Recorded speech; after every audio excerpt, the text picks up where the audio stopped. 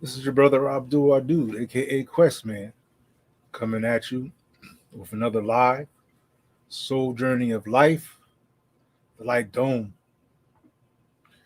conscious black social media. And real quick, just want to be sure that you're able to hear me. So if you can hear me, just type a one in the chat panel there. Excuse me.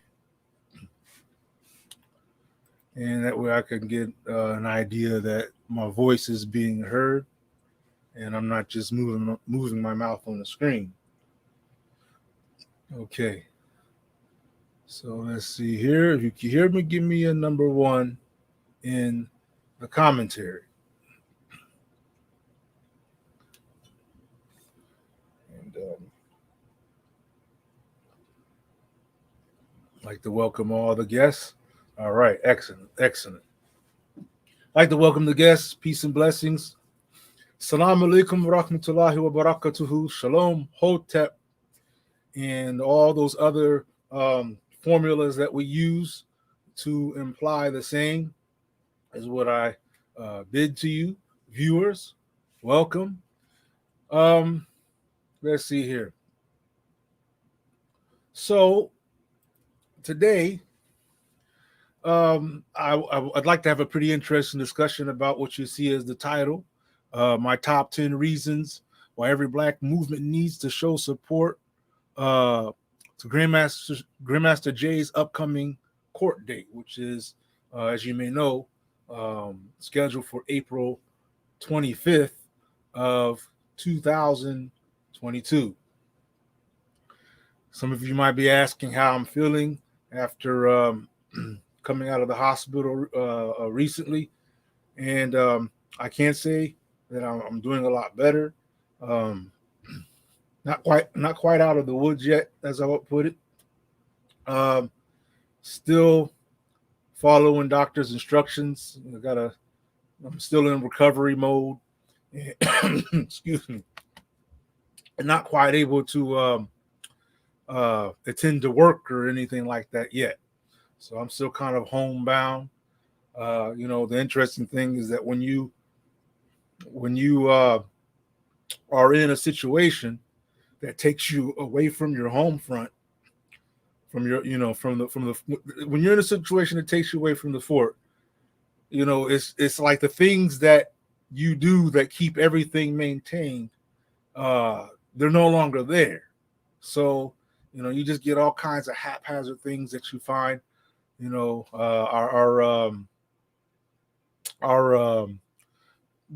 Cover a Brother mission, have to put that on pause until I can recover. Also, even more locally, our refrigerator shuts down, so it's down for the count. And as techie as I am, there's no hope for that old thing. So I actually had to break out a smaller refrigerator because we got to keep certain things cold for the babies. So, just challenge after challenge. All the while I'm trying to recover, and it's just one thing after another. Everybody here, I am complaining about this though, and there may be some people across the world who don't even have a refrigerator. So, what am I talking about? Anyway, so there's that. I'm still in recovery mode, still haven't quite, come full circle health wise, as far as everything that I've gone through. But I can tell you that I do feel a lot better if I were able to backflip, which I can't and I'm not going to. I'd do a backflip right now. That's about how good I feel. Um, so I like to start off like this. Before I get into the meat of the show, yes, indeed, shalom, shalom, hotep. I see everybody in here: Olivia, D. Marie, R. Crowley. The things I would like to talk about this evening. I have I have given a great deal of reflection upon, right? The loud thoughts within those reflections being, namely, the ancient golden rule. And I always keep trying to drive in this golden rule. For those that may not know, that golden rule is to do unto others as you would like for them to do unto you. I quote, without any strings attached and or hidden conditions. What I do for you is not pending what you do for me. That's what this means to me. What I do for you, whatever I bring your way, is not pending whatever you come bringing my way. I'm not expecting you to reach in your pocket because I reached in mine. It's my basic principle, regardless of what you do or do not do.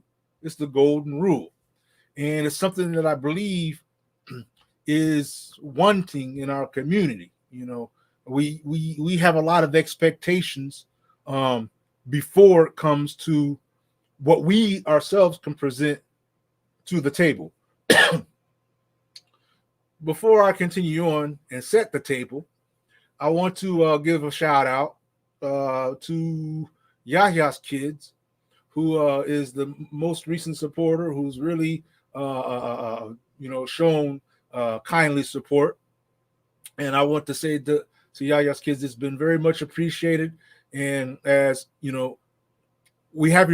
also have your kind words that you spoke over the phone, and it is definitely heart touching, and lets me know that amongst us are family members who really care. You understand? So shout out to Yahya's Kids. Excuse me. I also encourage each of us to continue to support the legal needs and efforts of Brother Otha Wallace, also known as Ozone. As you may know, he now has an attorney, and there has been a new website provided, or announced by the POA, courtesy of OC the Great TV. That website, let me go ahead and do that. That website is right here. You see it on your screen, othel.org. So make sure that you can do what you can. I'm going to show you the website here to support Otha Wallace's legal case. And let me see if I can share the screen just so you can see what the website looks like. So that way we deal with some kind of some sort of authenticity here.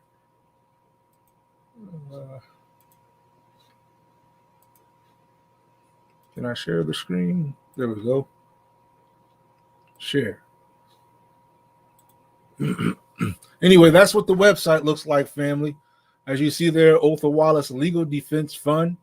So make sure that in that dollar amount that $1,839.01 dollar amount that you see there, that you're a part of it, and you spread the word so that other people can be a part of it as well. And let's get our brother home, back with his family and wife and children. Another brother that also I believe we need to be supporting is brother Kente Thomas, aka Spike. Let's do what we can. That's the www.freespike.com. Let's do what we can to support our brother Kente Thomas's legal case as well, and get him home to his wife and children. I believe personally that this brother is 101% innocent of anything that they're throwing at him. Likewise, in the case of Brother Ozone. So about Brother Spite, I had the opportunity to get a correspondence back from him.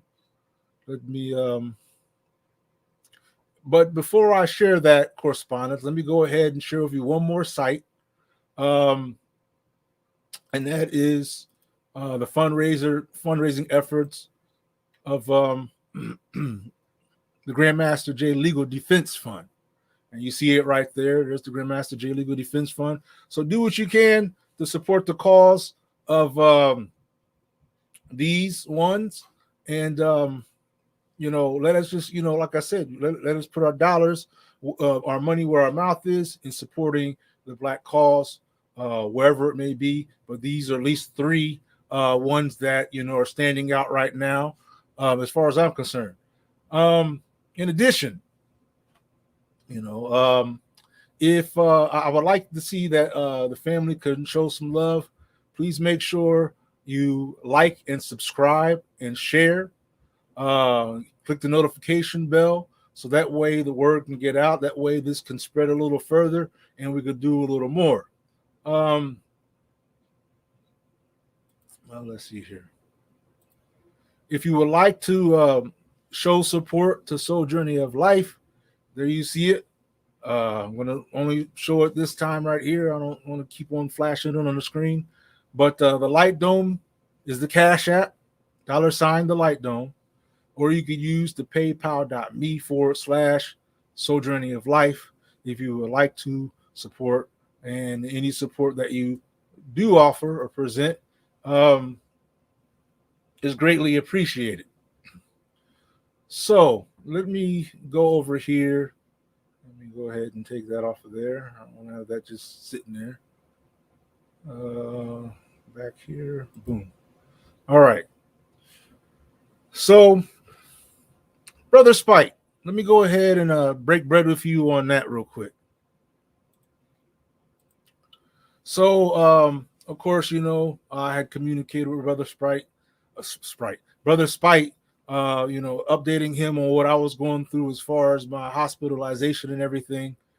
And he responded as he does, which is much appreciated because it shows that he's still, involved with the community, hasn't forgotten about us, and of course, we haven't forgotten about our beloved brother.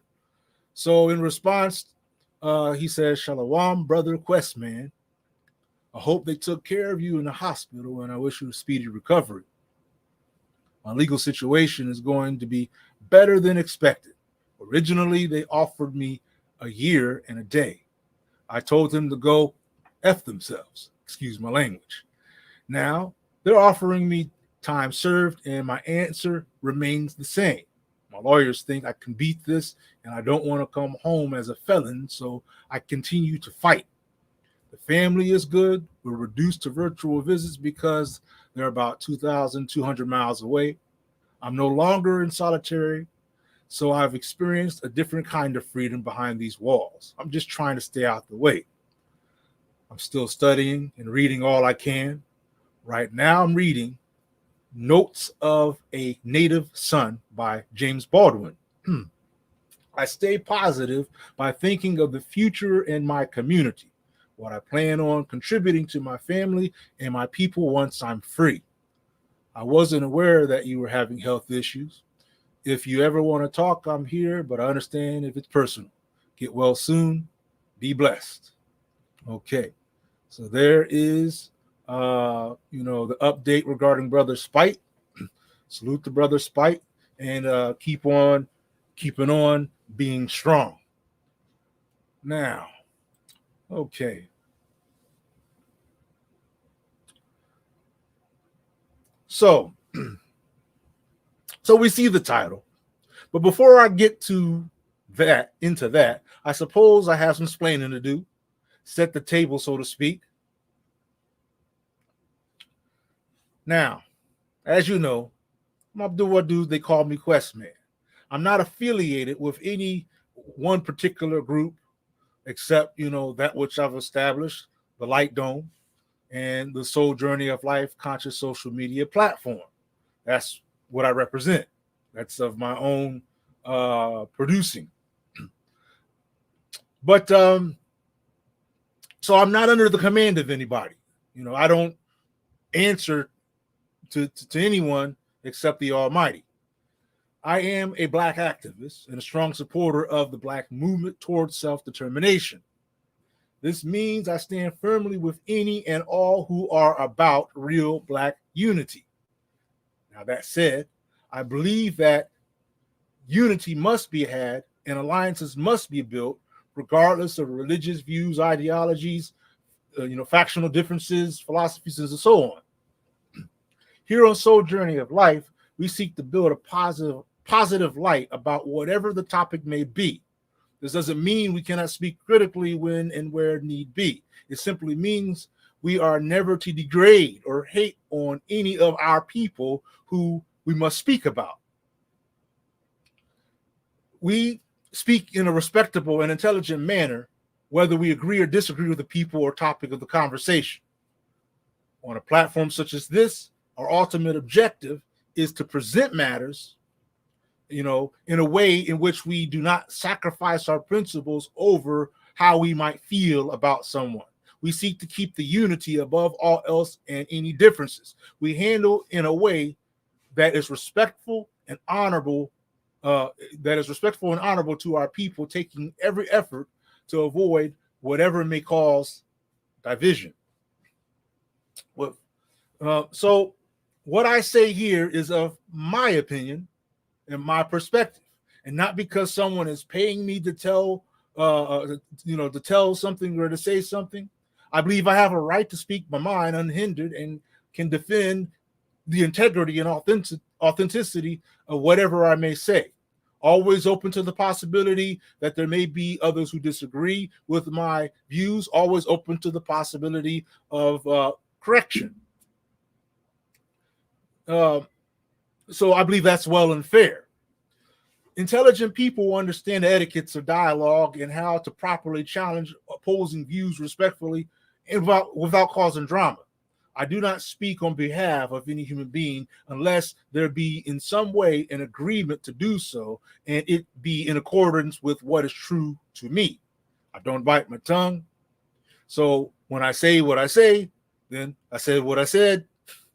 And I do not concern myself as to whether or not others agree with me, find favor in me because of something I have said, or the contrary. I speak without chains, and I'm only accountable regarding myself and unto the God of me. And so be the way for me. Salute Kemet. I see you. See Sister Leslie in here. Shalom. There are three types of conversation we must be able to become skilled in, I believe. Number one, the conversation that can be used regardless of who hears it.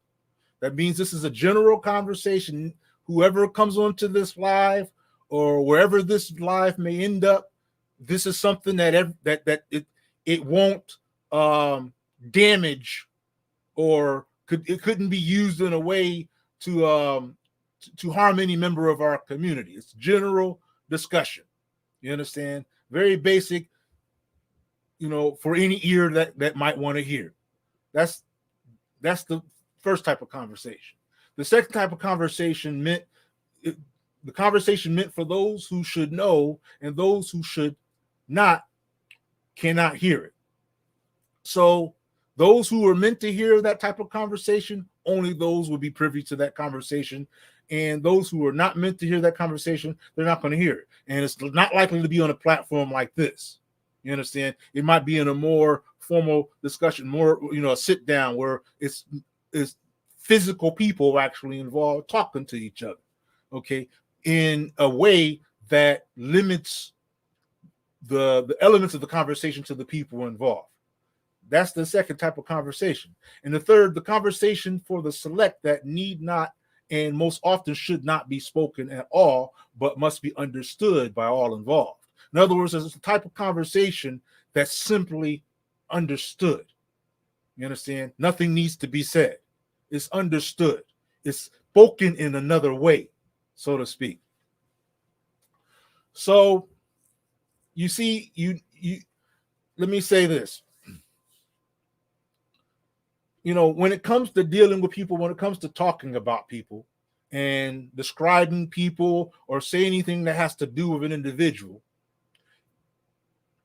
I believe that you can never truly know a person until you have met them, or at least more than once. There is another way you can understand or know about a person. Like, let's say you're reading about a person, reading about we see Brother Spite reading about Jamal Baldwin, or let's say someone like let's say I've never met Ivan Van Sertima, but I see his works. You understand? And then if I were to look at the people who admire him, what do they have to say about him? You understand? If I look at the people who are opposing him, you understand? In a respect, I'm talking about intelligent people. I'm not talking about idiots who just oppose people just to do it. But people who actually might have a sound argument against whatever his position is. You hear what their context are, their content is, and you hear what those who are in favor of them, and you sort of find a middle area. And this kind of gives you a description about a person as well, without actually having ever met them. But I think that, you know, that for me, that's more complimentary. But I think actually meeting a person, you understand, being able to observe the person, hear the person speak with your own eyes, makes more of a difference than even seeing them on social media. You see, which tends to be a popular way to try to know people these days. And personally, I think that way is full of errors. So, take for example, I've met my father. My father is the first and most important black man I've ever known. And while he has been gone from this world for quite many years, I still have a pretty clear description of him to this day. I still have a pretty, you know, the way his appearance, the way he behaved, how he responded to things, like even frustration. You know, one time he was building a big wheel. He built mine, had everything all assembled, but when he built my brother's, he forgot to put the little brake in it, and that really kind of frustrated him a bit. So I saw his facial expressions and things like that. So, you know, I have a pretty good idea of my father's characteristics. Peace and blessings, Gary. So I've, you know, throughout time, I've had the pleasure of meeting a variety of people in my life who have stood out to me in one way or another to this very day, where I can give, you know, a bullet point list, if I wanted, of what I've gleaned of their character. You know, I've met ones, and when I was a teen, I don't know if you know the group, they're known as the Lost Boys. Lost Boys was a, you know, hip hop group. And back in the days, that's the kind of music that I really dig. Not this hip hop that you're hearing now, mainstream wise. You know, there's some folks out there still holding it down, still, you know, doing it the way I believe, you know, I can appreciate. But in these days, you know, it was just a little bit different. It was a little more substance to it for me that I appreciated. Lost Boys was one of those groups. And to be able to see these brothers, it brought the human aspect to them. Because when you see people on a video, you know, it's larger than life. You know, they're living, they got all the wear and the bling. You think they got money raining from the sky, as far as you would know. But when you see them in person and talk with them in person, it's like you're talking with a fellow brother. You understand? Family. You know, talking to another human being. As I got older, I started getting interested in, you know, how politics work, how campaigning and things like that work. Um, you know, people involved. I wanted to understand how the system itself worked, how all these different elements work together. And in that course, of course, I got more encouraged when a black man at that time decided to run for president. And it's Barack Obama.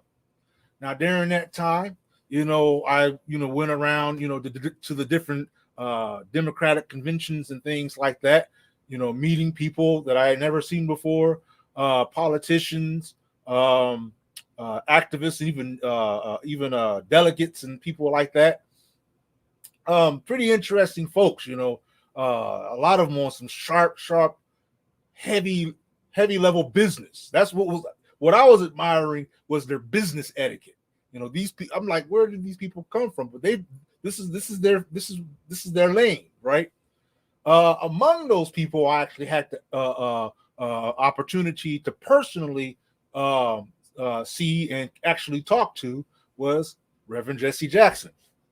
And it was kind of an awkward situation because I didn't expect to see him at one of these conventions, but he was there. And of course, I was able to, I was given an opportunity to go over there and talk to him. And we had some conversations about, what brought him to supporting Brother Barack Obama. And this is simply this, I'm going to simply say this. At that time, Jesse Jackson had some clear disagreements about Barack Obama running for president. And he vocalized some of those disagreements. So it kind of confused me, like, well, now he's starting to support the brother. So, I talked to him and things like that. But through the course of the conversation, I was able to get a kind of character about Jesse Jackson versus what I would see on TV or read about in a newspaper. So, and I've met others. I've met, like I said, I've met Barack Obama. I've met Jill Stein. I've met many other people in some of these political campaigns and whatnot. I would say if I were to describe Jesse based upon that short period of time, now this was a one-time experience. It's not like, other people that I've met on several occasions. He's a tall person. I'd say about maybe 6'3", maybe 6'4", something like that. But his height is not, he doesn't have an imposing appearance where you're like, whoa, not like that. He's just kind of like a humble tall. You understand? Has like a cheeky face going on there. And he has a very kind of a low tone talk.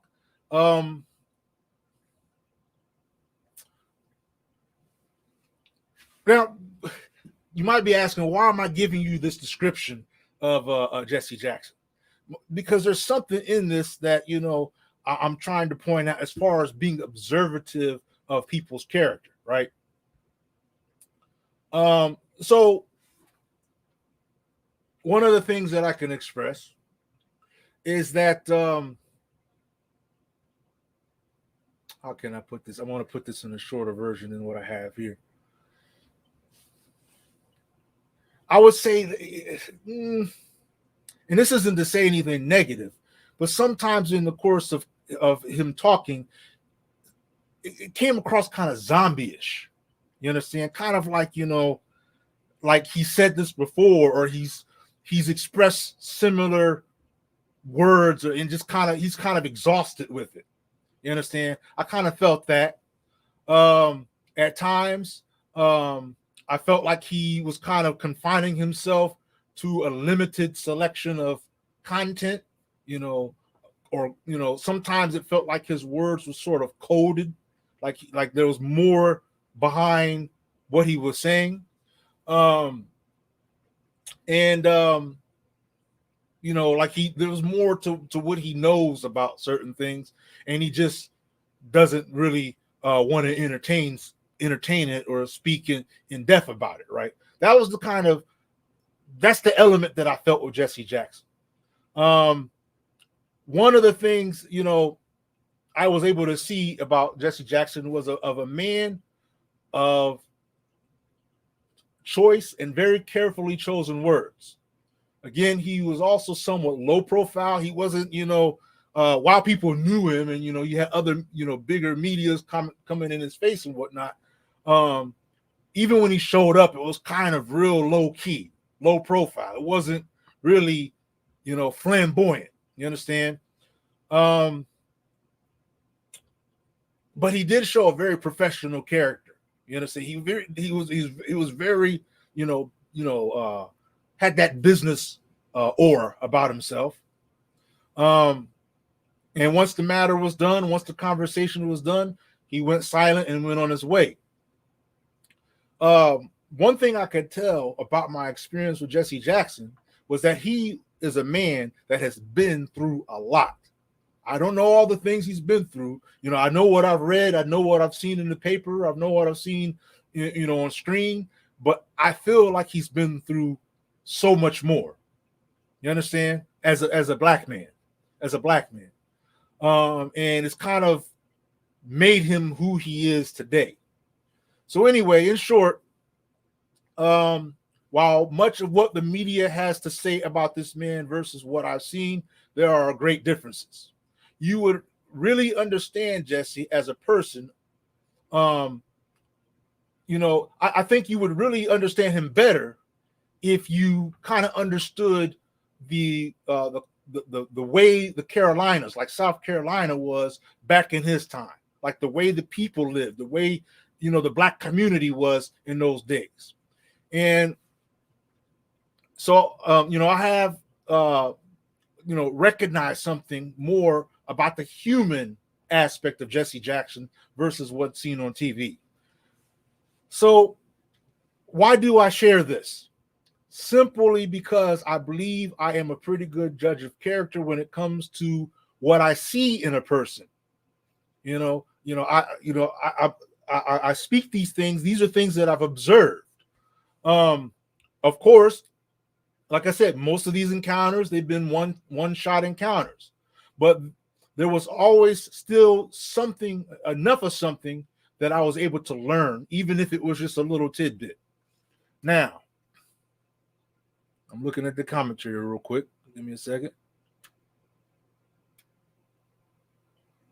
I definitely agree with you, brother Gary. But I think that for some of us, it's a learning experience. You're growing up in society and you're seeing the things that are happening in your time, and you're trying to get a better understanding. I'm not a Democrat, never was, but I did want to get an understanding of what politics was about. And since I support my own people, and there happened to be at that time a black man running for president, I wanted to be a part of that. Like I said, I'm about the black movement and the black cause, and anything that appears to me to be something that could ennobilize the black man and the black woman. And at that time, that's what I was observing. Now, again, I'm aware of all the shenanigans in politics, and I was even aware then that I'm wondering, like, what's the angle? What are they trying to get at by putting this black man up, for president? What's really behind door number 2? I was hip to, but I still wanted to be a part of the history that revolves around, there's someone, a black person, a black brother or sister, capable of being in a position of some or in some way or another of leadership. I wanted to support that.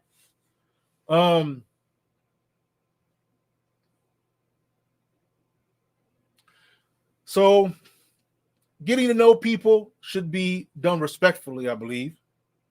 You don't want to be imposing. I can remember how upset one of my relatives were when we were sitting there. We were in a restaurant, and we were so nosy about what these people were doing at another table, and that relative was so upset about that because it was like we were just all up in these other people's soup, not minding our own business. So some lessons were learned from that, to make a long story short. I believe the best approach is a direct approach. This allows a person to relax and be themselves. if you when you are direct like that and they allow you in their circle to be able to entertain a conversation with you, it's show that says something by itself.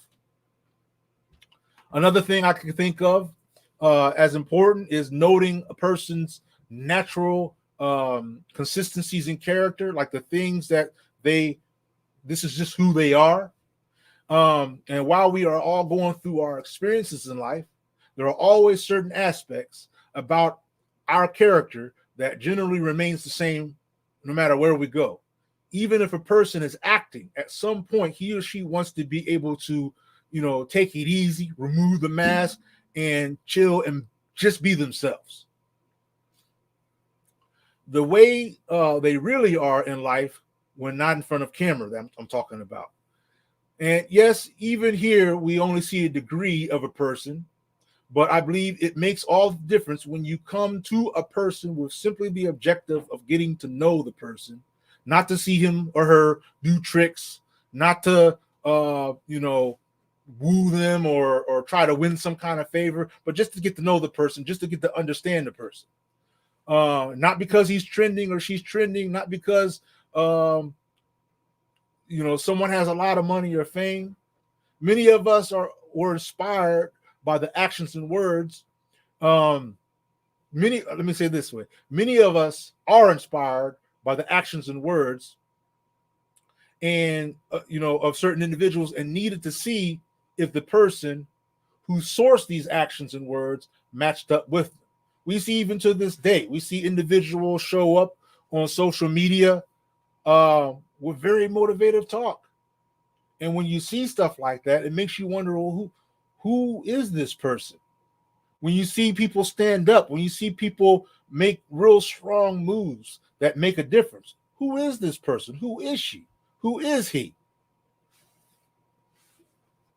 Now, just because I can admire and or appreciate noble actions a person does is not the same thing as me saying that I agree or approve of every single thing a person does, believes, or believe as they believe. It means that in matters wherein we agree, it is just that there's agreement in those matters. Nothing should be added or omitted because in my choice of what I may say or in my choice of what I may or may not accept of a person, now, because of what I believe in principle I adhere to, I strongly strive and only speak, I strive to speak positively about a person, especially when it comes to my own people, the Black family. Does not mean that there are no negatives I may be aware of or could say about a person. It does not at all mean any of that. However, I would never tell you about it, especially on a platform like this, nor would I speak of it outside of the presence of the person concerned so that they might in turn be able to speak in challenge should they so desire. In other words, I wouldn't backbite any of my brothers or sisters, and it definitely wouldn't, go out of my way to try to slander them. Even of things I could lawfully speak about within the parameters of, speaking about another person without requiring their presence, this still would not be proper format. I'm talking about like this YouTube or whatnot to hold such a conversation, in my opinion. I believe that we need to preserve our honor. If someone digs up dirt about you, you understand, I'm going to use you, Gary, as an example. Let's say someone dug up some dirt about Brother Gary. I'm not going to tell you about it. I'm not going to speak of it about it right here. You understand? This isn't the way I believe we should operate. I'm going to honor Brother Gary and speak of all the good things that I know about the brother if I have to say anything at all. So as far as you know, Brother Gary is an honorable man. You're not going to know anything else or get anything else from me. Brother Gary, honorable brother. You understand? I don't know. He may walk on his head or something when the camera's off. But as far as I'm saying to you that this brother is what do you got to say about Brother Gary? Brother's a good brother. It's a good brother. Just like that.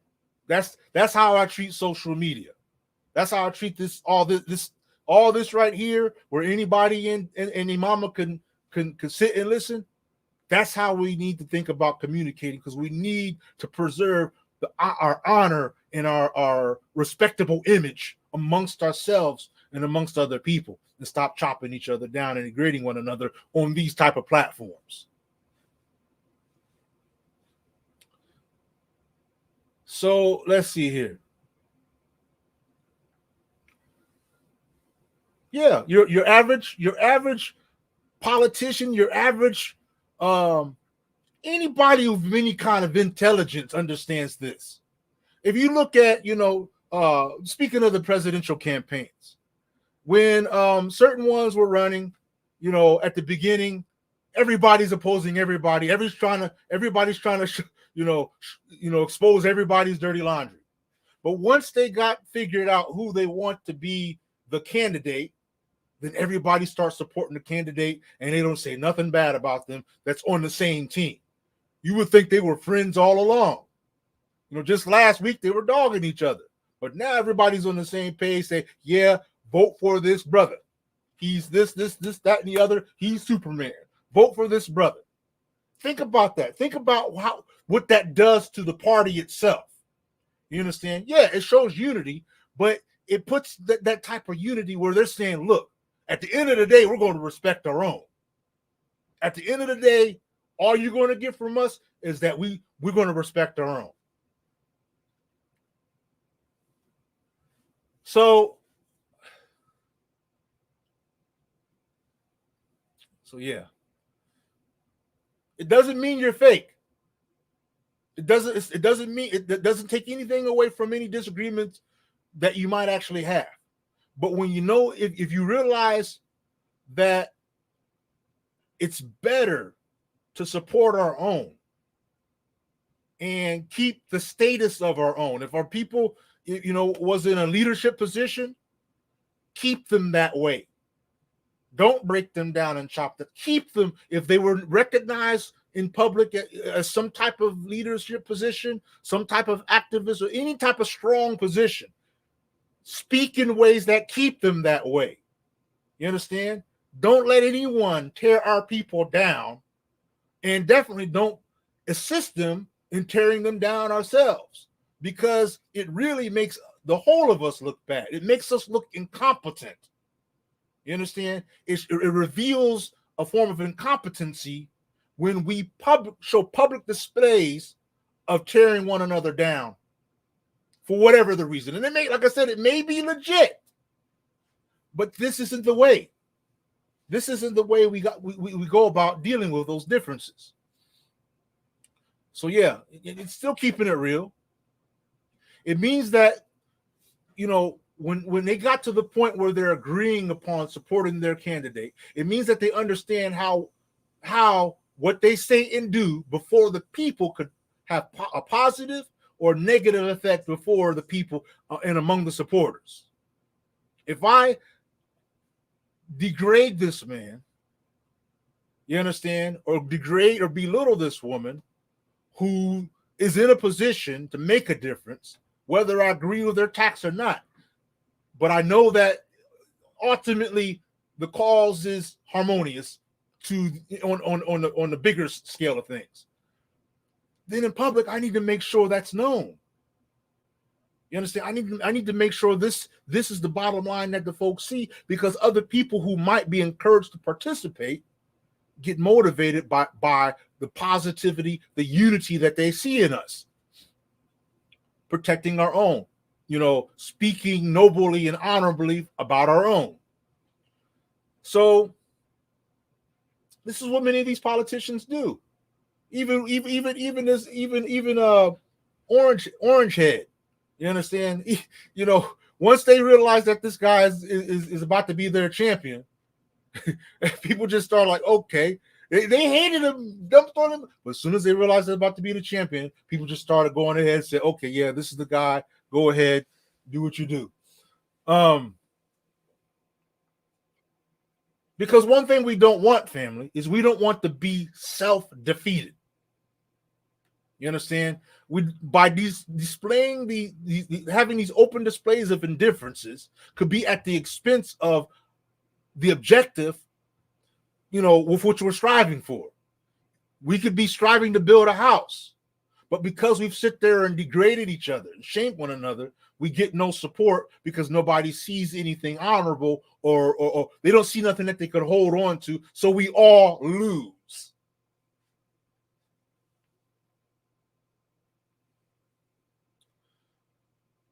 So by us staying strong for each other, by us staying strong for one another, we hold on to our sense of self-pride. We hold on to our integrity. We hold on to our what it means to be unified and Black. Because people could at least say, well, this group right here, I don't know what's going on inside, but from what I can see, they're unified. We might be bickering, choking each other out when the camera goes off. Like, man, yeah, remember what you just called me? Hold on. The camera's off now. As soon as the camera gets back on, like that Jesse Jackson smile, right? As soon as the camera turns back on, we're shaking hands, brotherly love. Brother, let me pour you a little bit more water in your cup. Oops, I'm sorry, I got some more. But, I'm just saying, this is what has to always be what the people see. They can't see us choking each other out. You understand? They can't see, you see, if you look at some of the politics overseas in Great Britain, you got the one guy who just jabbed the other guy in the jaw. That's an embarrassment to that party. Now, every time they see this party, they got a meme with this guy punching this other guy in the jaw. And they're supposed to be professionals and top quality a party, but now they got this branding on their face now, on their party now. So let me look here again. Yeah, they don't want to see us unite. They don't want to see us unite at all. But that's the thing. We don't need to worry about what they want. We need to insist that we unite. Not, like I said, we're not looking for permissions. We're not looking for permissions.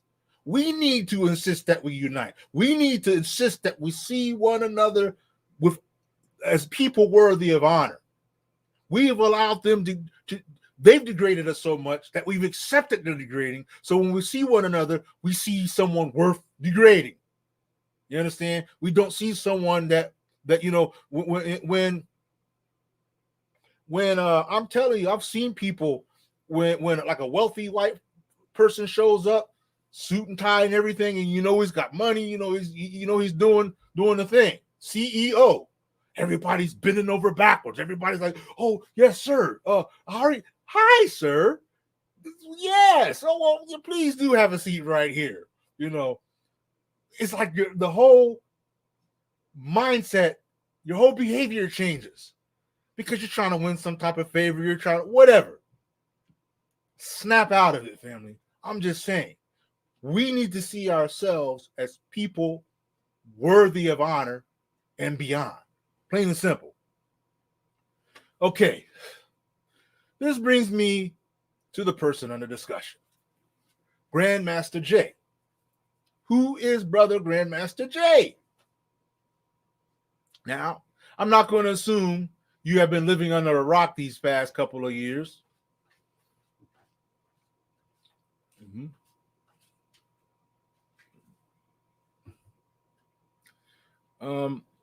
Paul, give me a second here. I'll be right back. This being there. Had to take a moment.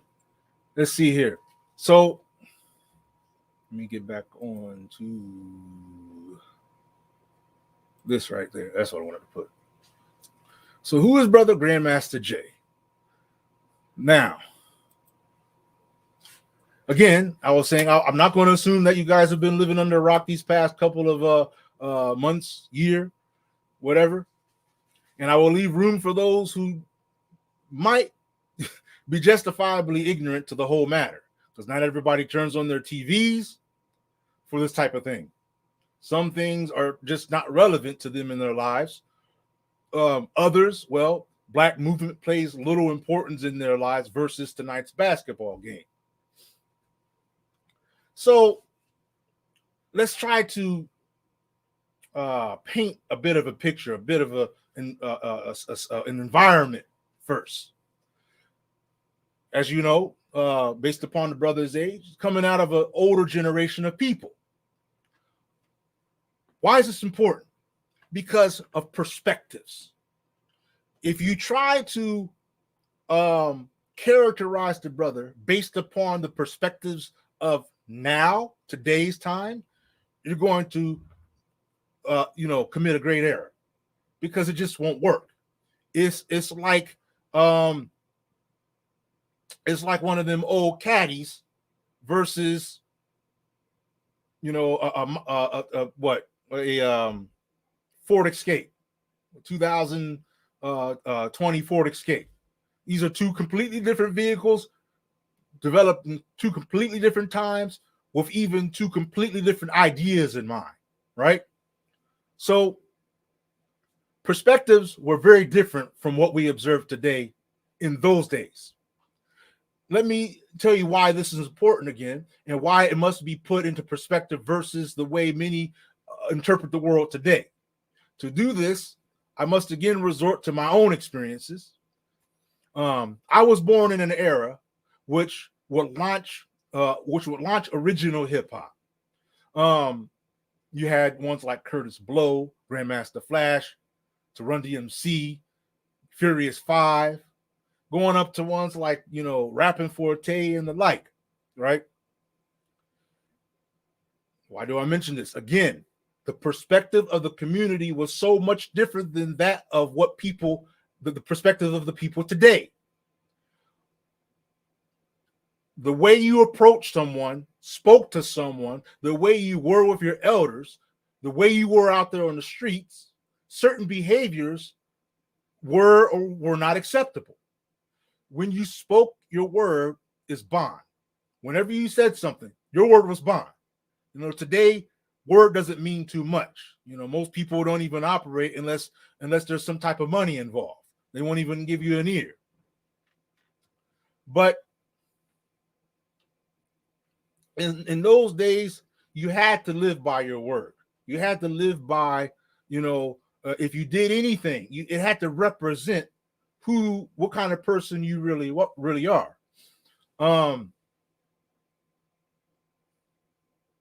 Often your word was all you had.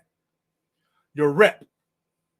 It was how you were recognized by other people. And once that rep was broken, if that rep was broken, it was hard to get it back. It was hard to rebound.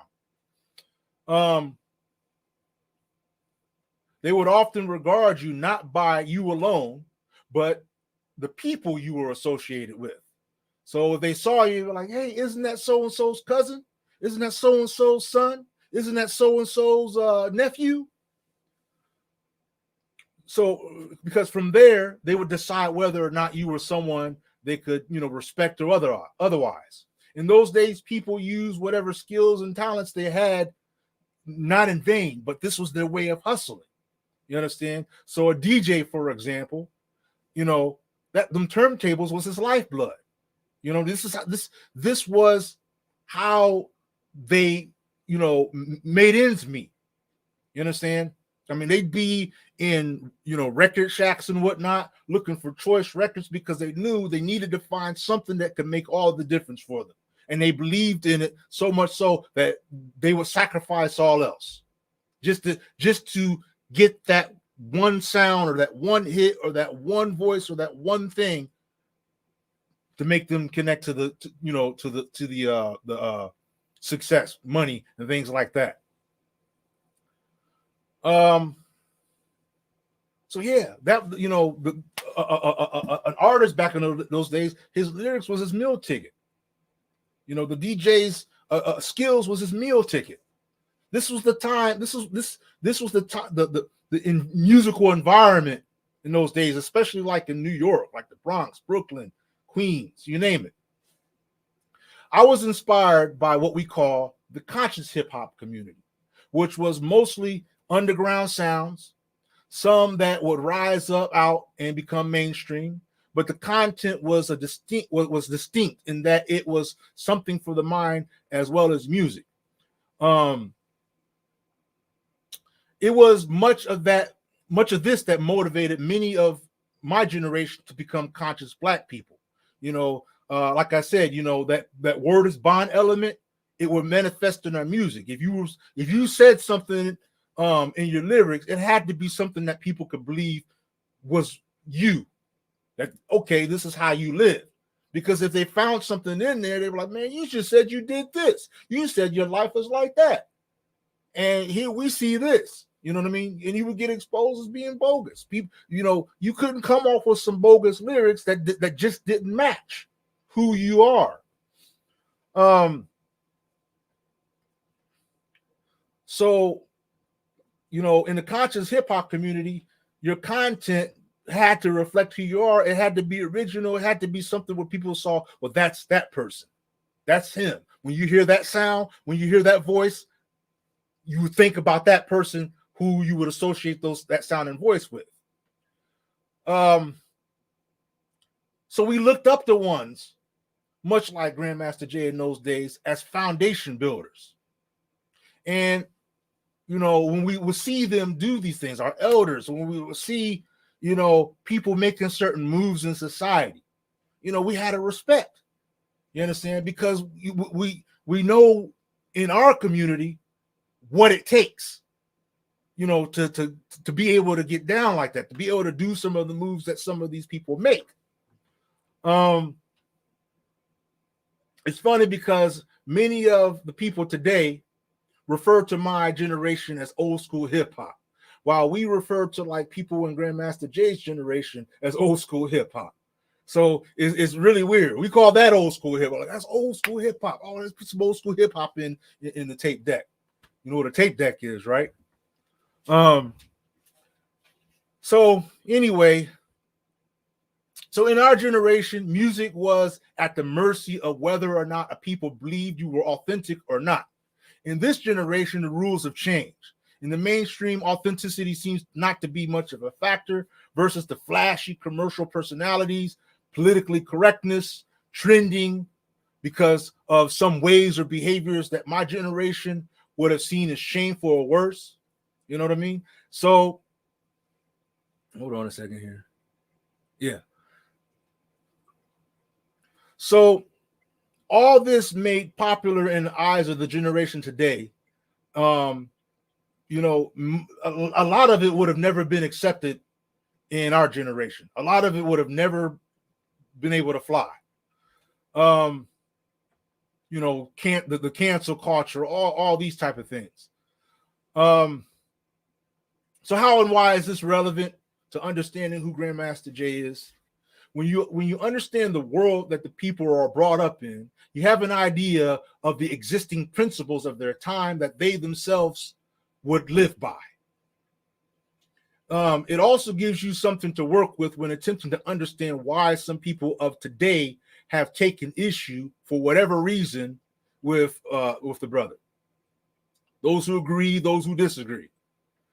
When a person falls back to themselves, they fall back to the way they understand the world and the way they once knew the world. You understand? They go back into their comfort zone of the life that of how they recognize the world versus the way the world is behaving today. This affects the whole outlook of life one might have.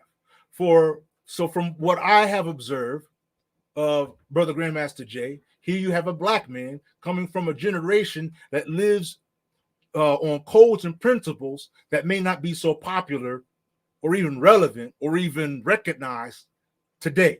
You understand? Because people have opened themselves to certain ways of life, certain thoughts, certain points of view that in even this brother's days would have never been even considered.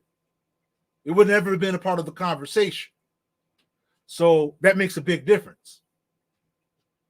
Some things folks just don't do, and some things folks are expected to do if they are true. If you will remember Malcolm X as Malcolm Little, he at least had this he had these traits long before he ever became Malcolm X. and many others of his time. There was just a way that they understood how to live.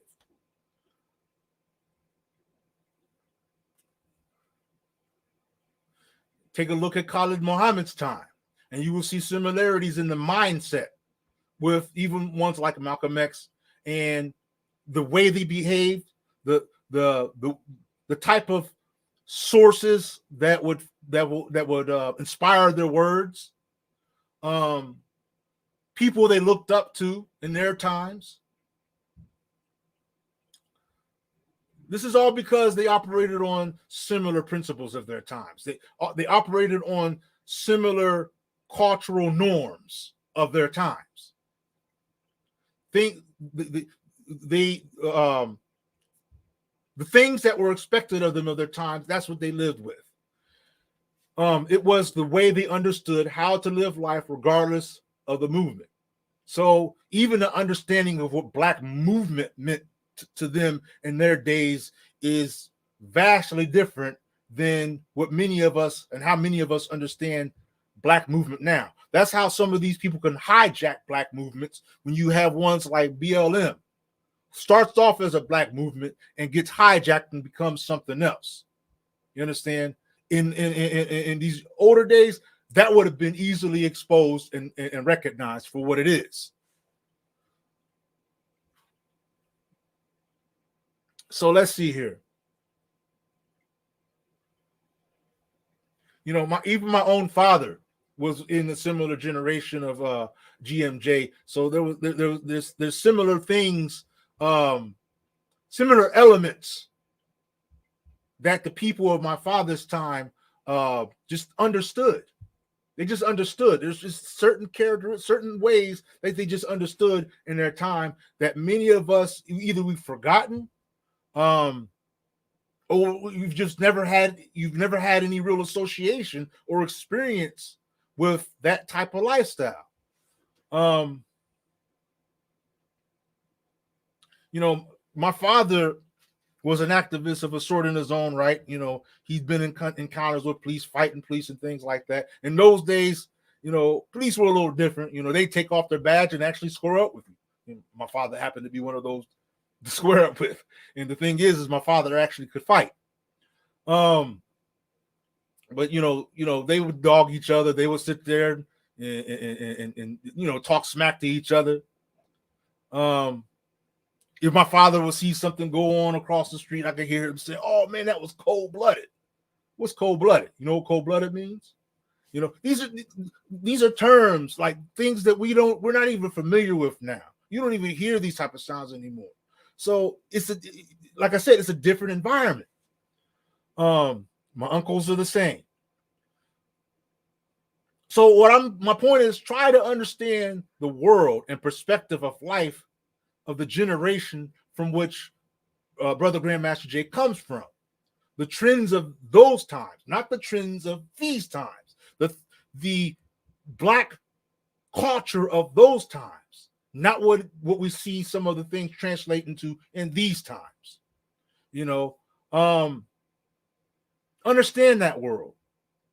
You know, many who've grown up on Fortnite and Warzone, listening to Little Uzi and Wayne and Nicki Minaj, it's a whole different world. It's a whole different world, people. And you cannot compare them with the generations of the people of GMJ's time. The mindsets were enormously different. So when some of these see the likes of our brother, it might be confusing to them because, you know, they've watched these modern day movies. They've listened to these modern day songs and whatnot, and it has a certain way to affect their perspective. So when they see this, it's foreign to them. It's strange to them. The old school ways become strange to them.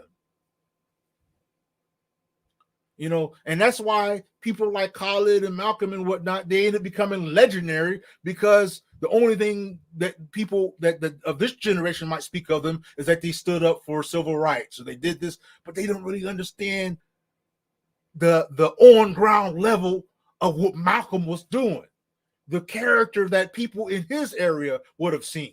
If you were to see Malcolm in person walking across the street, You got to listen to some of the old schools who've actually met Malcolm talk about Malcolm versus the stuff we see today.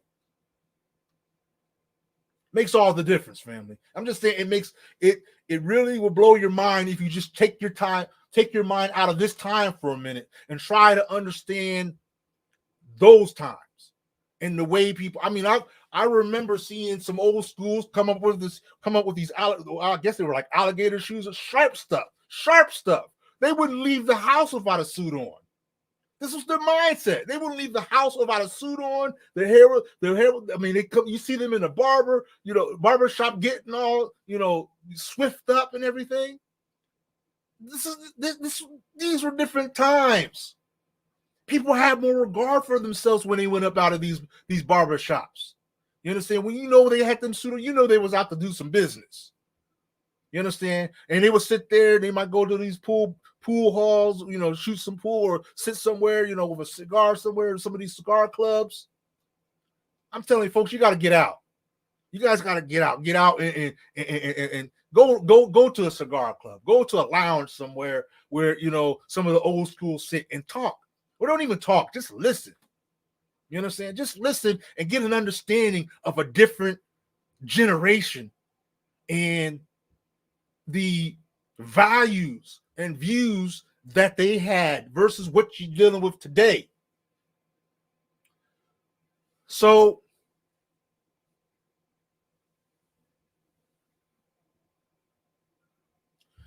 yeah, most of the support in the Black movement today, most of the thorough support is going to come from those people who simply recognize real, as they say. This is opposed to those who simply hop on a bandwagon or they see some stuff on YouTube. It makes them feel some kind of way. So they it's trending. So, they want to be a part of, the pomp and confetti.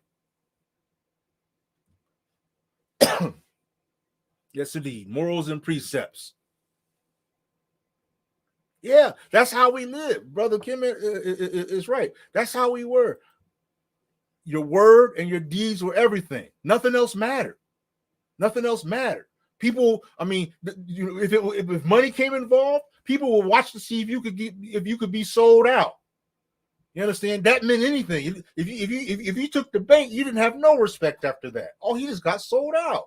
Nobody respected the snitch. Nobody respected the sellout. Nobody respected the coon. It's just, I mean, there was a clear distinction, man. There was a clear distinction in those days of the quality of character of a Black man and a Black woman. I mean, regardless of the religion, you go to church, the sisters were modest. They were dressing modest. You go to the church today, you don't know whether you're in a club or you're in a church. You go, I mean, people are, it's just what mattered to folks greatly different. So try to take that into perspective as we continue on talking about who Brother Grandmaster Jay is. And again, this is an opinion. When I'm thinking about this, I'm thinking about the time the brother's coming from. I'm not talking about all the politics and, we know he got into politics and things like that. But I'm talking about the human being, in his time, in his element. You understand? So you get an understanding of what values brothers like him held on to and grew up with. And this is looking at things at a distance.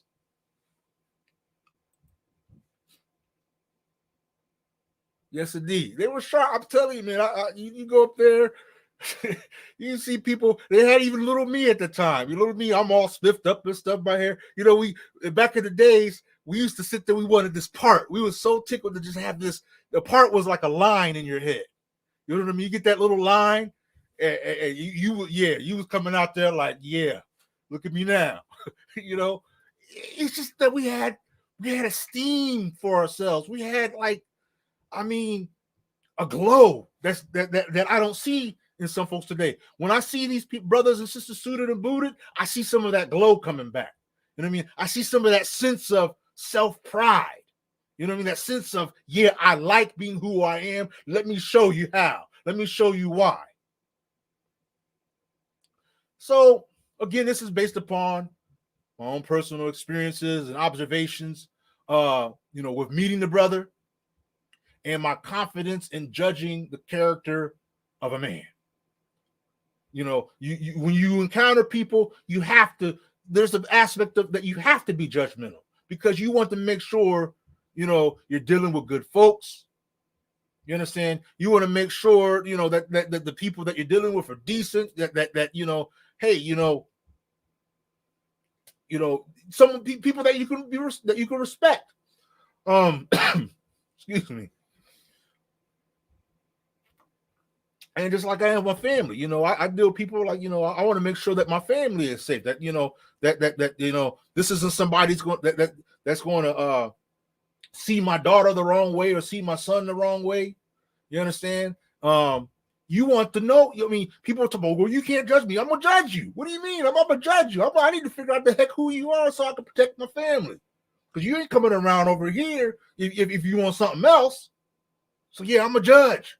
I'm a judge. You understand? Judge, jury, and counsel.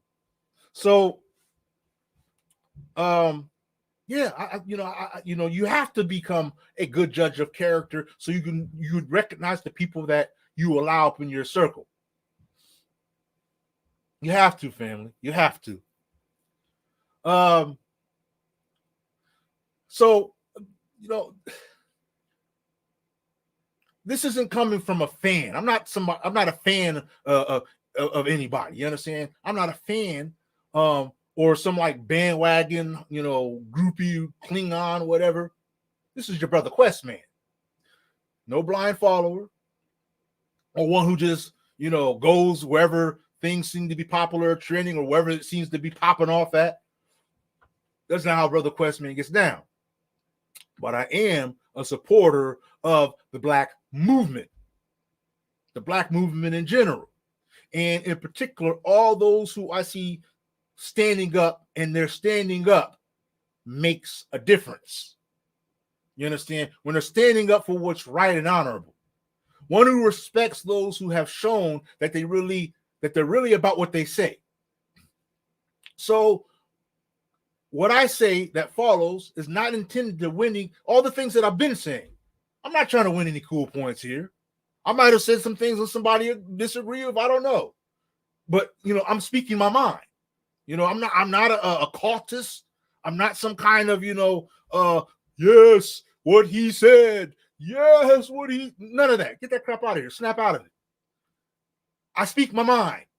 I speak from the heart. You understand? I speak what I'm thinking. Now, I mean, I could, I could make mistakes. I could have, maybe there was I could make an error. I could make a misjudgment, not free from stain.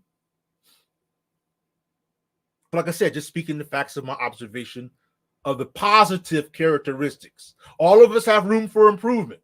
I believe none of us are free I believe that none of us are free of imperfection.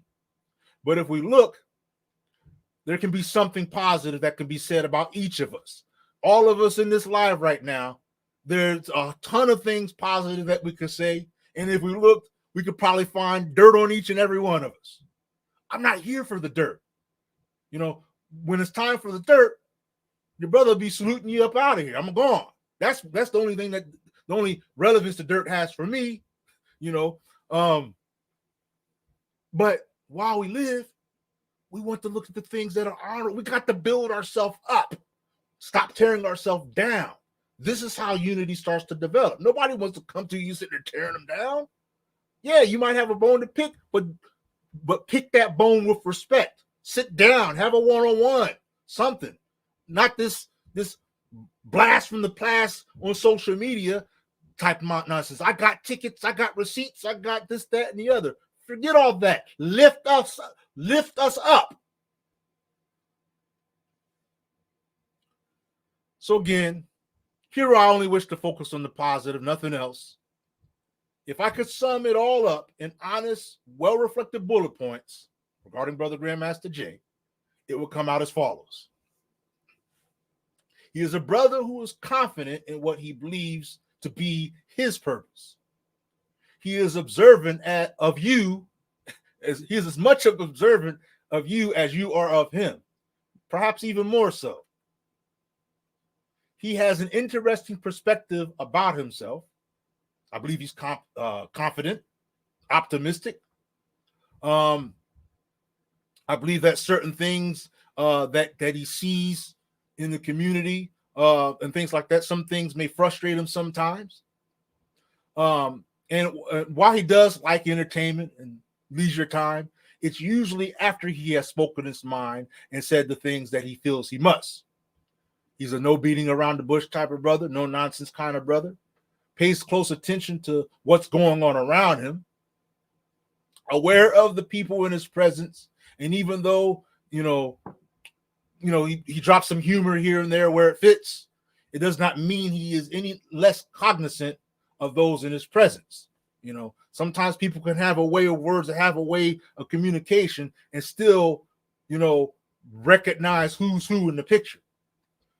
I do notice some of the ways that it appears that he might test, certain people around him through the course of conversation or in other ways, perhaps as a principle to recognize who and who's around him, as a way to who is this person right here?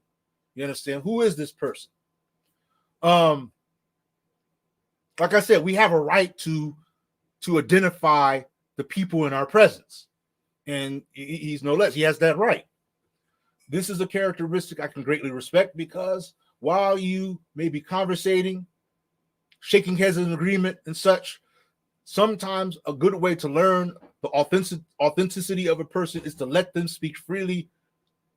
You might ask some choice questions or whatnot, but you let them speak freely. And again, let them speak their mind. You just simply listen. You pay attention. And in doing so, a person gradually reveals things about who they are, and you might see what others not observing do not. This helps with better housekeeping. An elder once said, take advantage of silence and let it reveal hidden things in the world around you. Continuing. In my opinion, GMJ is very direct, sharp, and on point. With the context of what he's coming with, a combination of selective words to energize, to reflect, to interact with his people. Very charismatic. He is most relaxed around the people he's comfortable with. Full of content, self-motivated, self-inspired, considerate of the little people, as I was able to experience with my daughter. The kind of guy that keeps his nose clean and doesn't go off the codes that he himself believes to be standing upon. Knows the ropes, political ropes, things of that nature. Knows how the game is played. He's not dummy to the shenanigans of society, and moves accordingly. Lastly, and for me, this is the most important thing of all, and the reason why we need to be putting aside the nonsense and everything else. He's a black man. Enough said, right? So, of course, if I put my mind to it, there are many other characteristics. But this should suffice for now, giving you a pretty good, accurate description of who Brother Grandmaster Jay is from an observer point of view. I see a human being capable of making mistakes, but also good decisions. And it's the good decisions that, we can benefit. A brother who is with as much respect as any amongst us who stand up, seeking to make a difference. A black man who, by saying these very words, all who say that they are about unity should see enough reason to salute and appreciate. Is there room for improvement? Yes. Like I said, we all have room for improvement. Yes, I believe, we are all in this life constantly learning from what we experience, and this affects how we think today and what we might feel tomorrow. We experience some more, and the things we thought today change and become, elevated or evolve tomorrow. It's just it's the way our life works. It will be a matter of time to see where the road will take this story. As one who wishes to see success in every Black movement, striving towards those goals we aspire to achieve, I salute the noble efforts of any and all amongst us who stand up for the cause, for justice, for unity, for what is right. And so I will unashamedly salute Brother Grandmaster Jay and pray that God gives him the strength and support he needs to make the choices that will best benefit the people of his movement, and be inspired with the wisdom to manifest a righteous manner and asset to the community. Why do I so vehemently defend my brother from the negative and degrading attacks? I've had conversations. I know how some people feel, and I greatly respect them for their opinions, each to their way. And I have more respect when people that do share their opinions do it in a way that doesn't sabotage our brothers and sisters in this platform, in this environment. You understand? That's respect. When you have one-on-one conversations with people, breaking bread, sharing your feelings, building an understanding between one another, that's respect. That's how you're supposed to do it. That's how it's supposed to be done. Not like this. You got receipts? Share, do it in a respectful, private way off of this. Whatever it is, if there's something wrong going on, break bread, but do it in a way that's respectable, that doesn't sabotage the honor of the Black man and the Black woman.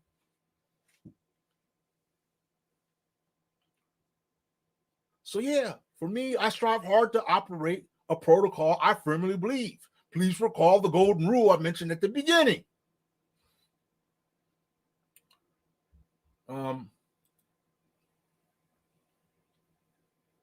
I'm aware that, people have expressed grievances, differences of opinion, and so on. Perhaps, maybe there's some truth. Perhaps, maybe there's not. I'm not in the mix of that either way it goes. Maybe there's a discussion out of this that is needed. Again, I just believe that it has to be handled in an intellectual way, in a way that uses reason, in a way that's respectful to us as a people. Regardless, I can never be convinced that these open public social media platforms are the way we speak and deal with such matters. I believe that as much as possible on the public level, where more than just our eyes and ears are able to see and hear, we must do whatever we can to preserve the integrity and character image of each one of us, period. The big man and the small man, the big woman and the small woman. On a public scale, the people need to respect the Black man and the Black woman. We must not accept anything less for any one of us. In short, I would behave in the same manner for any respected and respectable Black man or Black woman. It's who I am.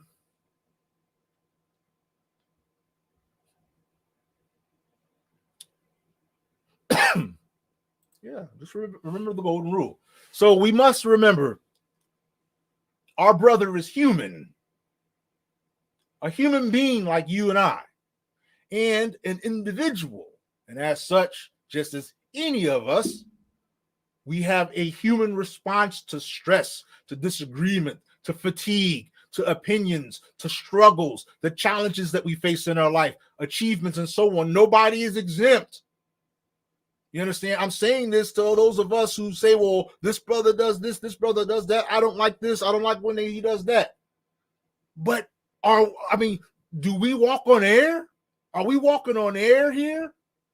I'm just saying, we must have halos and angel wings the way we speak.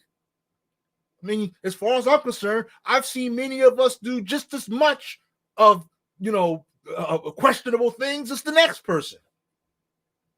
But again, this isn't the environment for any of that. This isn't the way for that.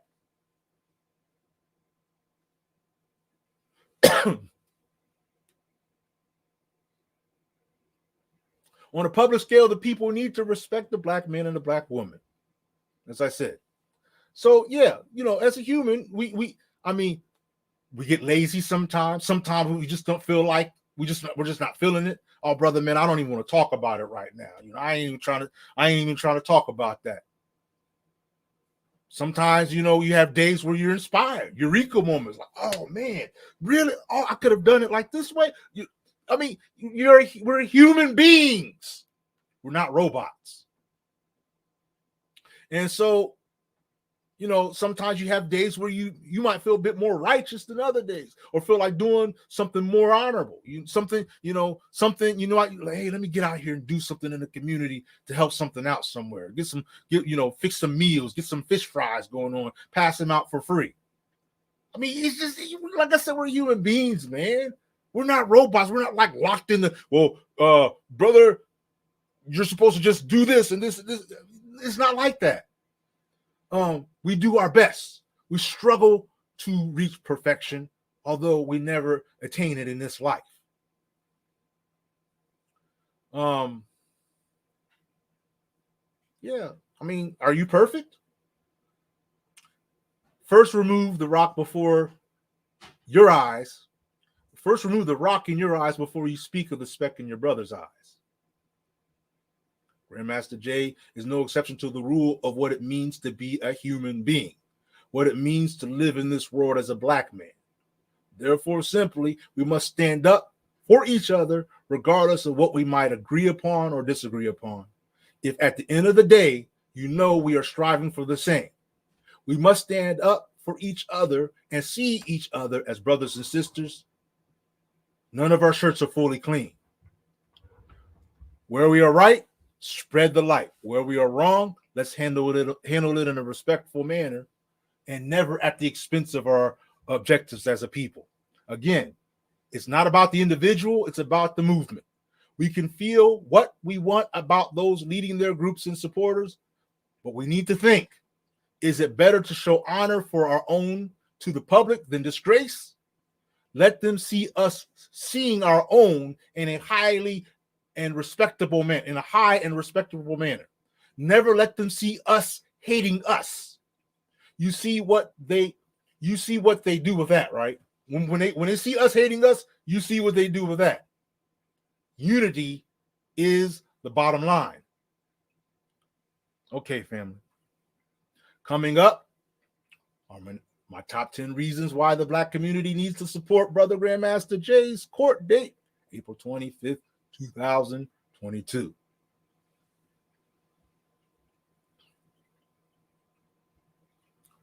Let's see here. And then following this, I'm going to put up a link to invite any who would care to discuss with me what you think about what's been said.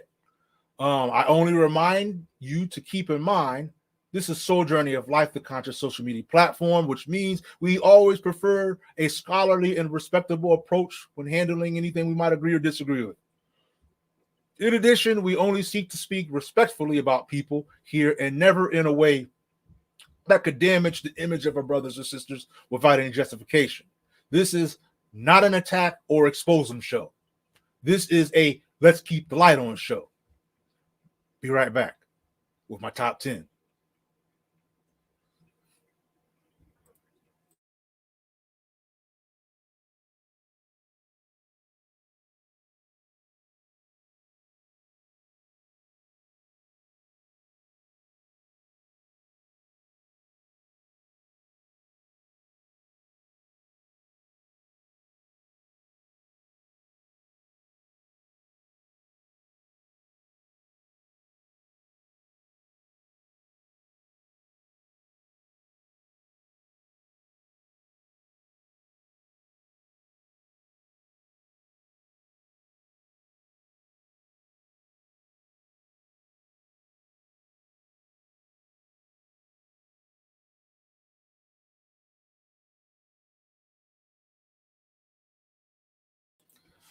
All right.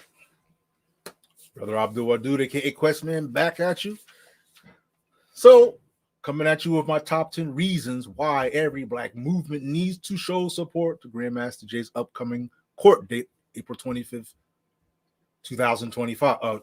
April 25th, 2022. I'm going to start from number 10.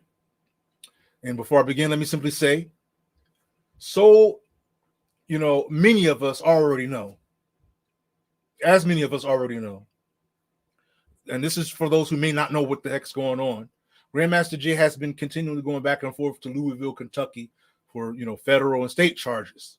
I don't have it here in front of me, but I believe the charge is wanton endangerment. But in any given case, they're bogus and they need to be dropped. I'm no legal expert, so I'm not going to go into all the details about any of that and, none of that. So suffice it to say here, on April 25th, he returns to Kentucky once more. Here are the reasons why any and all who say they are about the Black movement, the Black cause, whatever, this is why you need to show your support. Starting with number 10, general moral principle. General moral principle. It's the right thing to do as a member of the Black community. Whether you like the brother or not, he's one of ours, not one of theirs. He's one of ours, a Black man. And as such, if we truly are on code, must be treated as such. It could be anybody. If it was another person, we would still have the same obligation. We still have the same obligation. Like I said, that's what I'm saying. It has nothing to do with how you feel about the brother. It's general moral principle. If it was, I don't know who's popular on social media. If it was Michi X, same thing. You'd have to, in this type of predicament, you'd want someone. She would want someone. Someone would want someone there to defend, be in her corner to defend her as a Black woman, not as a YouTuber, not as any of that, as a Black woman. That's it. Bottom line. That's all. That's all. Nothing else. We're not there. We're not there to to be friends or whatever. We're here to show support because there's a Black sister or there's a Black brother who's in trouble in one way or another. So it's the right thing to do. You may not, like I said, you may not like this approach, but never mind any of that. I always say, if you disagree with one's way, manifest the right way. You do what's right. If you think someone else is not doing what's right, you do it right. It also helps increase the positive Black image versus the negative Black image in the media, so that the media so often likes to portray. So if you are about the right thing and you say you are for the cause, this should be a no-brainer. To see on the most basic level, we should be standing up for our own. We should be standing up for our own. That's number 10. Number 9. Be a part of the solution, and you'll look good too. You understand? Some people are concerned about their image. Some people are concerned, well, I don't know. I don't want to look bad, man. Some people will do something so long as they feel like they're a part of it. And this could be right. This could be wrong. I'm not going to deal with that. But in my opinion, there may be something about the ego element in that that needs to be looked at. There's some egotistical elements. But by showing your support, you are injecting yourself into real-time history of your people. You would be a part of the solution and not the problem. You understand? And like I said, when you're a part of the solution and not the problem, what makes the solution look good, what makes it look good, also will make you look good. We are attracted to success. When people see, this is number 8. Number 8, we are attracted to success. When people see a significant number of people standing up for something and succeeding in it, it is possible to inspire others. Other groups become motivated, inspired, and are encouraged to strengthen, establish, and build alliances. More people with a desire to support then are caused to rise up. So basically, when people see that this is succeeding, that are supporting of one another, that are being there for one another whatever the situation, the brothers down in Florida, wherever, by our supporting one another, you understand, and succeeding in it, bringing out successful results, it has a way that domino effects that causes other people to want to participate and become more involved because they see, okay, it's happening. These folks are succeeding over here in what they're doing. It works.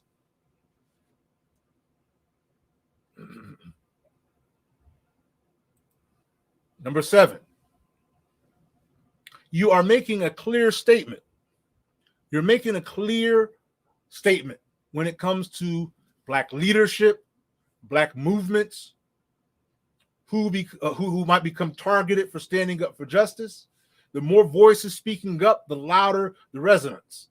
For those who build on scripture, you might recall the story of Jericho.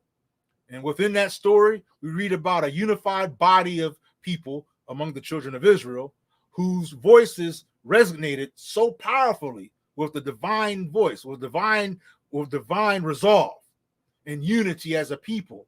Their voices resonated so powerfully as to take down the walls of the very city that their adversaries lived in. Similarly, this meaning can be applied to our time. When there's enough of us with enough powerful, unified, divinely backed, divinely inspired voices, you understand, speaking out against the injustice, it has the potential to tear down walls we don't even know about that our adversaries hide behind. So yeah, let's make that clear statement. Number 6, you are making it clear that you value and appreciate Black power and the overall movement towards Black unity. You understand? When we unify in this way, when we support, one another, especially in a call such as this, showing up to support, this legal situation, we are in fact manifesting Black power.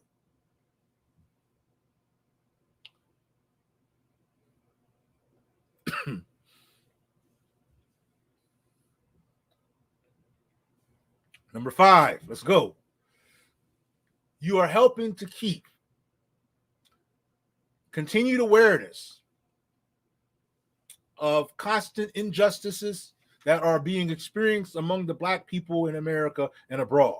All these police shootings, all these, false incarcerations and whatnot, all these different things that are going on, hindering and kidnapping and silencing, activists and Black movement leaders of Black movements. All these different things, we end up exposing that there is, in fact, an unjust, a systematically racist establishment. You understand? The more we, support. So yeah, you keep a continued awareness. You keep it fresh on the mind. You keep it fresh on the mind and keep the heart freshly inspired to do something. Number 4, you are helping to expose the truth that America does not want to see a unified Black people. You understand? America does not want to see a unified Black people. They don't want there to be a Black Messiah. They don't want there to be any kind of Black noble, any kind of Black anything that's capable of moving nations, that's capable of moving thousands, millions of people, inspiring them to gather. They don't like this. They don't like anything that has to do that brings about a realistic Black unity. They don't like that. Okay. But again, as number 4 implies, by us supporting causes like this, by us showing up, by us supporting what's going on here, we're furthering the exposure of this truth that America does not like. America does not like to see unified Black people.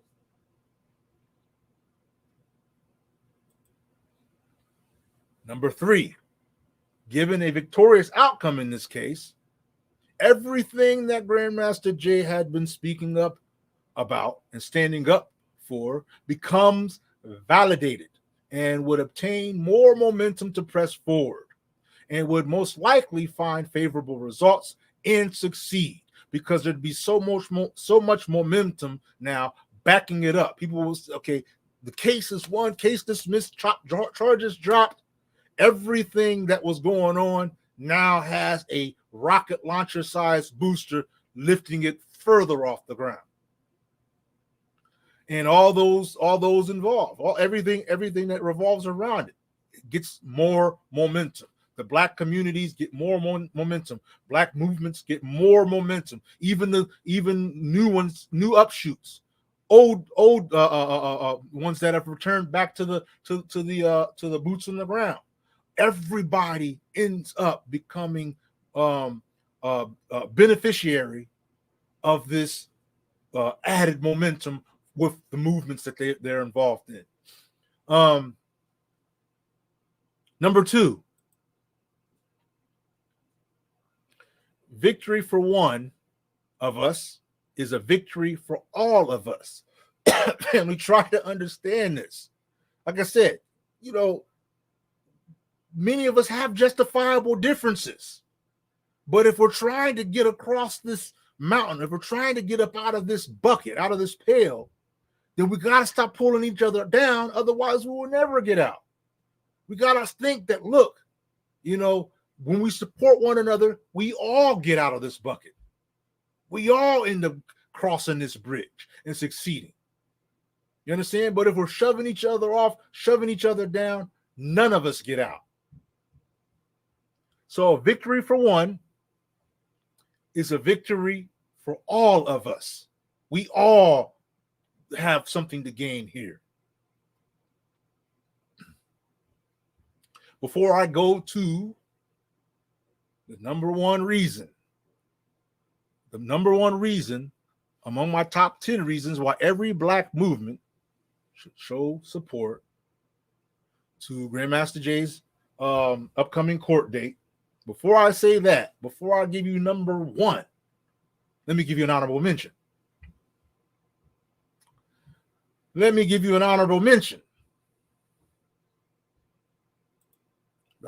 honorable mention is you get nowhere by yourself.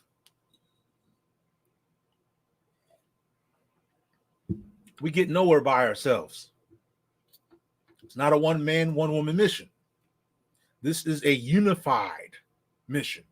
That means alliances, all hands on deck, friends, allies amongst our people, all hands on deck. All those who say they are about something, all those who say they are about the cause, all those who tout unity, self-determination, so on and so on, all hands on deck. We get nowhere by ourselves. And I don't care what you say, all you anti-leaderist, you don't live, you've never lived, you wouldn't even be here today had there not been some form of leadership in your life. You wouldn't be here today. I think it's hypocritical when people say, well, I don't have a leader. Well, I don't have leader. I don't accept leadership. You may not accept one leader or another. That's neither here nor there. But a body cannot operate properly. It cannot operate at all without a head. A community cannot operate without leadership. A nation cannot operate without leadership. A business cannot operate without leadership. You can't drive a car and take your family somewhere without someone at the wheel. It's just the way it is. So enough of you who like to sit here and continue talking about I don't follow anyone. It's not about any of that. It's about supporting a movement, supporting a cause, and keeping the honor and integrity, protecting the honor and integrity of those who are at the heads of these movements. Black movements. Blacks supporting our own. You understand? So Let me know if you're ready for number one in the chat pen. I got to see people are awake and listening. I might be just talking in this microphone. I shouldn't be doing a lot of talking anyway. Still recovering, but that's what I do. I need to know by, a heart, a thumbs up, or something that you guys are ready for number one. The number one, my number one reason. My number one reason. My number one reason amongst the top 10 reasons why every Black movement needs to show support. GrandmasterJay's upcoming court date, April 25th, 2020. This is the okay. Komet's ready. Leslie's ready. Anybody else? Let me get a third. Okay, we got Bridge Destroyer. We're ready. Don't get too hyped. It's pretty simple. It's and it's really a no-brainer. It's really a no-brainer. The number one reason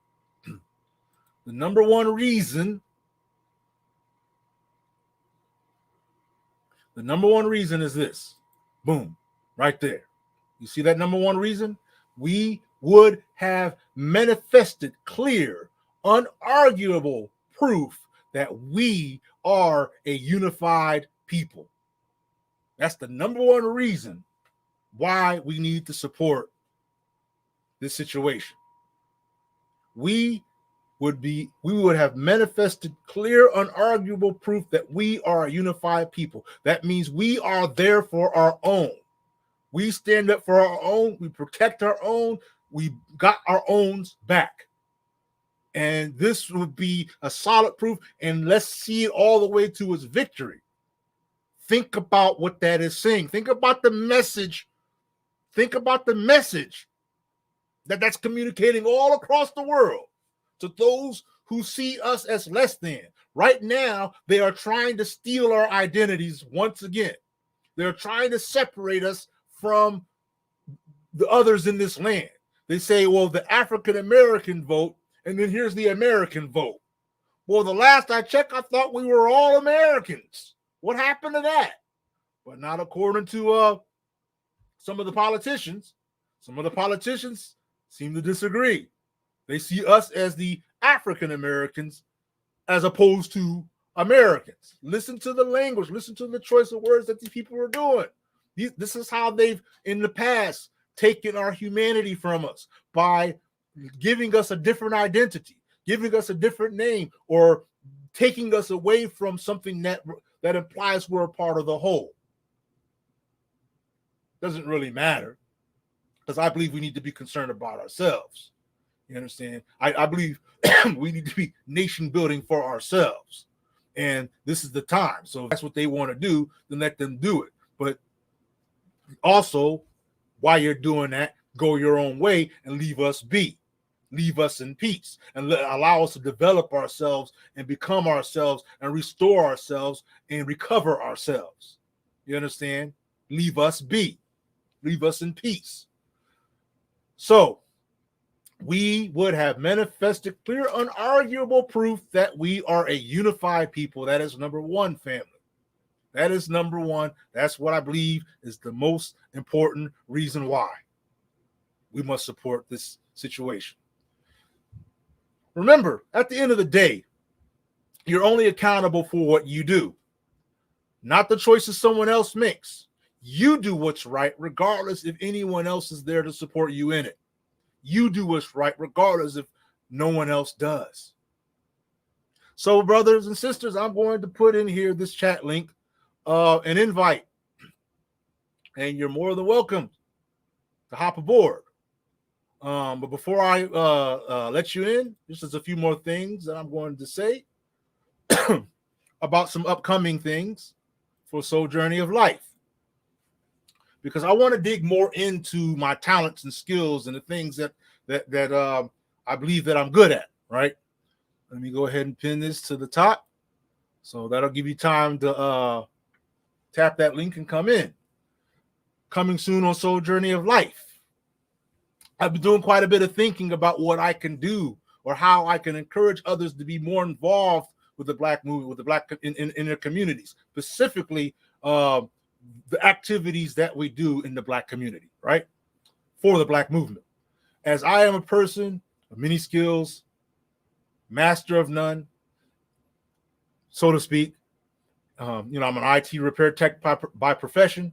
I have been thinking of those things that I am interested in to explore. In what way can I benefit the people, and what can while I continue to observe important events taking place within the Black community, there are so many more. There's so much more I believe that needs to be talked about as well, that should warrant our attention. You understand? We, from things such as security in the Black neighborhoods, how to, what can we do that can help bring about a better awareness of security measures that can be taken when it comes to like our children, when it comes to their safety, when it comes to the safety of the neighborhoods from theft, from burglary, any of that. I believe that stronger intel is important.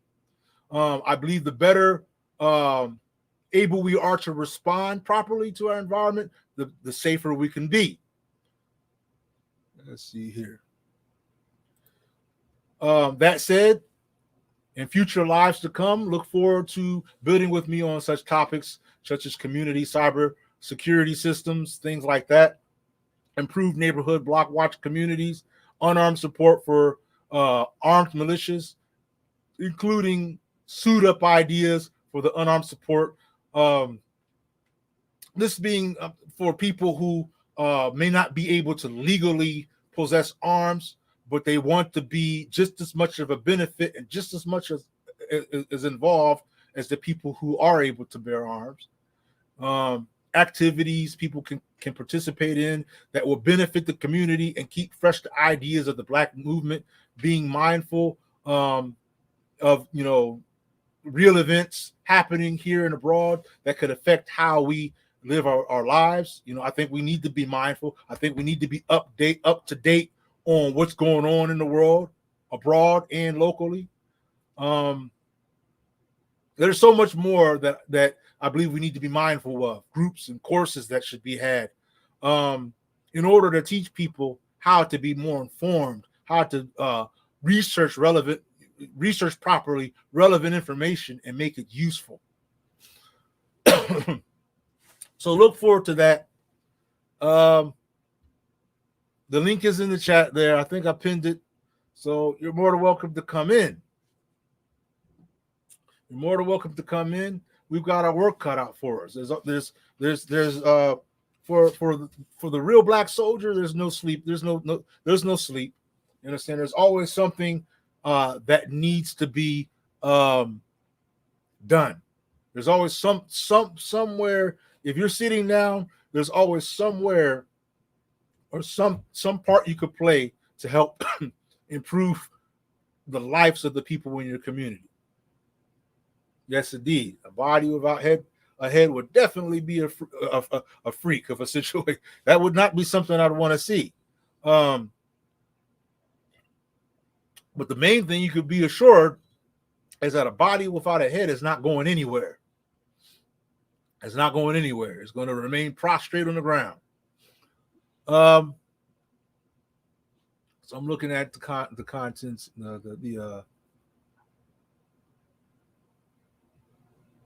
yeah. Yes, indeed. Chess, not checkers, is definitely a metaphor, a strong metaphor at that. It's not a game. Really, it's a serious part of our lives. You understand? So come on in, family. Let's try to draw this to a conclusion with a few conversations that we can have before I tap out. I've already reached the 2 hour mark. I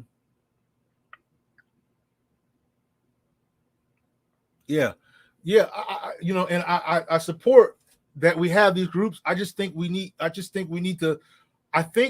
to modernize our approach with some of these things. Like I said, I believe certain levels of cybersecurity are important. I believe that we need to refine the way we think of security in our neighborhoods. You know what I mean? I'm not just talking about like, patrol or something like that, but I'm talking about the way, you know, we survey our community, and we need to free ourselves out of police reliance. You understand? And rely upon our own community's strengths. You understand? And abilities. Because some, like here in Cleveland, at every corner you see like these police cams and whatnot. We need our own setup.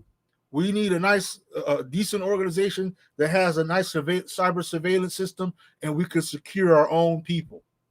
You understand? Keep parks clean from stuff that don't even belong in there, and from people who aren't concerned about the safety of our children. Things like that. That's what I'm saying. We need to really think about ways that we can be beneficial to our people in real time. Not just the things we're building towards, not just the things we're hopeful that will come one day, but I'm talking about the here and now. You understand? The here and now, what ways can we benefit our community? And when we do support our brothers that are able to bear arms, when we do support our brothers and sisters that are able to, what can we do? Those of us that have to go out unarmed, what strategic things can we suit ourselves up with? You understand? That could make us as much of a benefit as those who are armed. You understand? There are so many things that I want to break down about that. Even the positions, the configurations, all that. I want to be able to talk about those things in time to come. But come on, family. I'm definitely on a time limit here. The link is in that chat. Click that link. I dare you. Don't all click it at once. You might break the internet or something, or cause some type of algorithmic problem. Yes, indeed. Yeah. All that. All that's important. You understand? And the more we learn, what can we legally do? What things we can legally own? And you learn how to organize yourselves, in consideration of your strengths and weaknesses, your haves and have-nots. You learn how to organize yourself in a very strategic way, and you become a strong part that everyone else in your crew, in your movement, will be able to appreciate.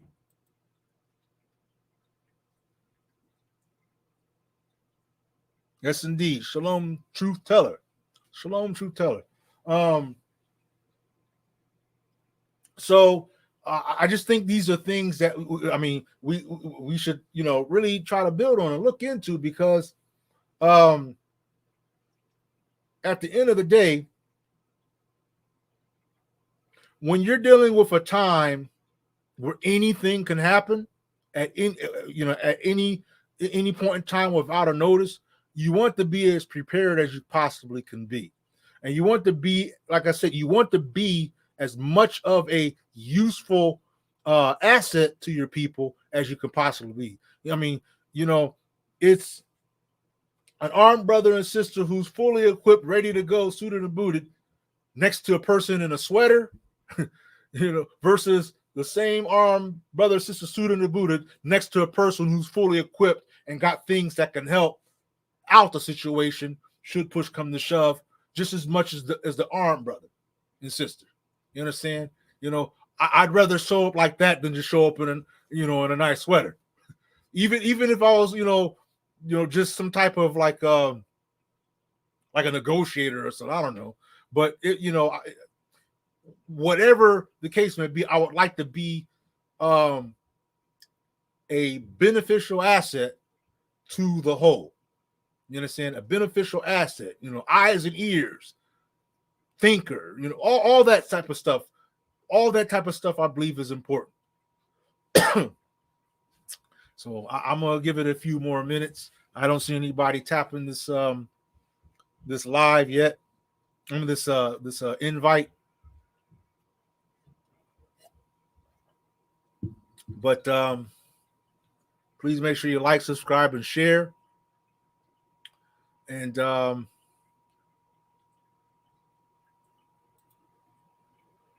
hoping that somehow the content that was presented here, the things that I was able to talk about, and I'm hoping I didn't forget anything or leave something out, because I always try to comb through my content and make sure it's as expressive and to the point as I could possibly make it. My hope is that it contains enough to drive in certain points, in particular, our need to be there for our people, our need to be there for our folks, for our own, and most of even maybe it's equally important, our need to be able to protect our honor and integrity. You understand? In the eyes of the people, in the eyes of the public. We got to stop attacking ourselves, and we are destroying ourselves every time. I'm telling you, no matter, I don't care what these folks say, all these people who sit behind these desks on attack missions, there's no benefit. There's no benefit when it's on this platform. I understand, sometimes we have to defend our own self from it. Excuse me. I understand that sometimes we have to protect ourselves from our own selves from attacks from other people. You understand, and preserve our own image. Sometimes that's necessary. You have that right. But I'm saying to make this, a whole basis of conversation, to be hours and hours and hours tearing one another down and looking for receipts and evidence and things to help booster your tearing them down. It's destructive. Nobody does this. Nobody else on the planet Earth does this. You understand? I'm just saying, I mean, even a mafia or something knows better than that. They take you behind the alley or something and deal with you back there rather than expose you in the public. You understand? I'm just saying. Shalom, family. Shalom. Welcome. So, yes, indeed, Sister Lassie. Like I said, the objective is to speak the truth, as I understand it, and be as from the heart as I can be.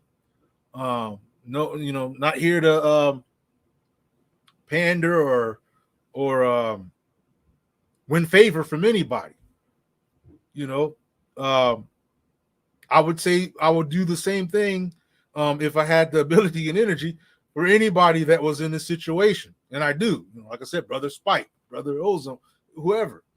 And I also give shout outs and respects to anybody that I see that does noble things within the community and within the Black movement.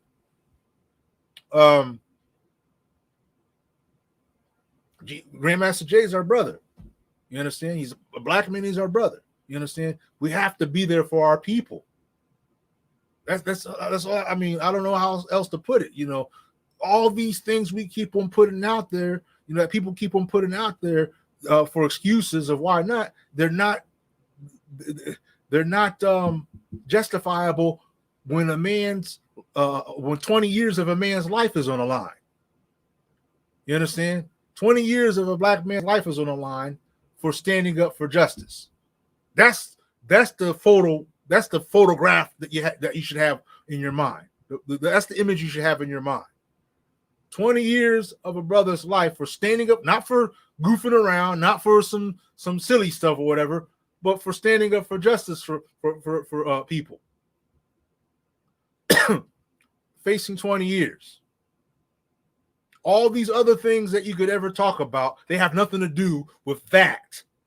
And the fact that we need to be standing up for our brother because of that.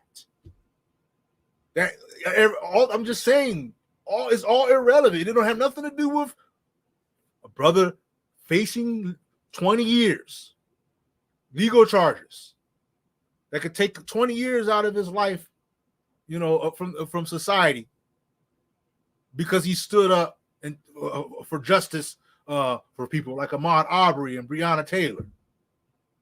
That's the image to take. All this other stuff, you say he did this afterwards, you say he did this to this guy or this to that guy, irrelevant.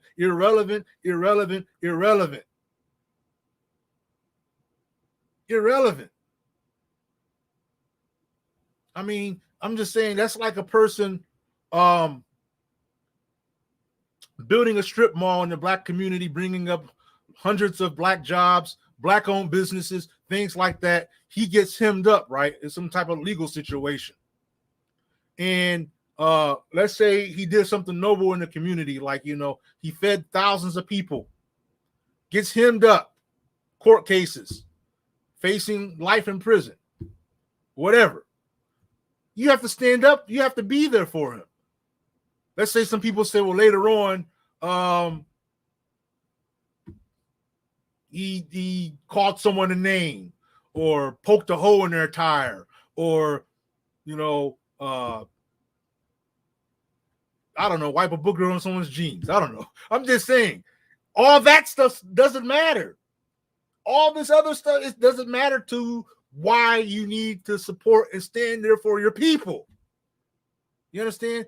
All that other stuff doesn't matter when it comes to responding to supporting your people.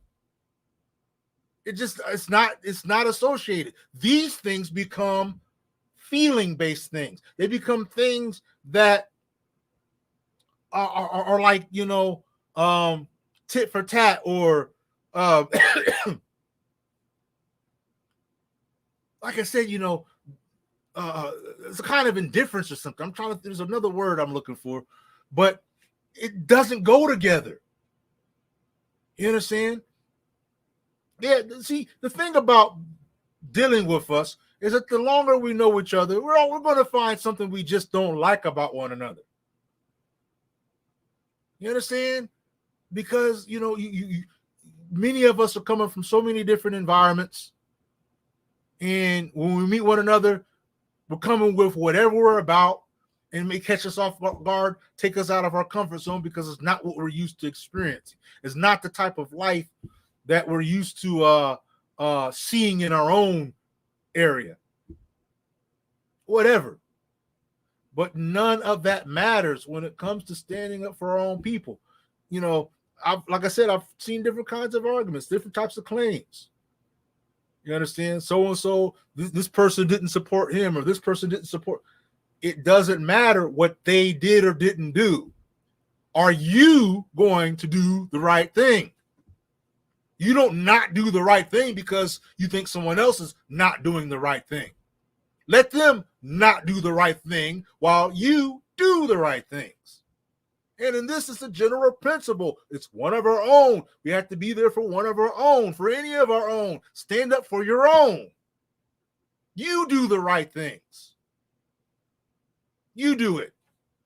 Don't also be one that doesn't do the right thing by not standing up for your own, because then you had one problem, now you got two.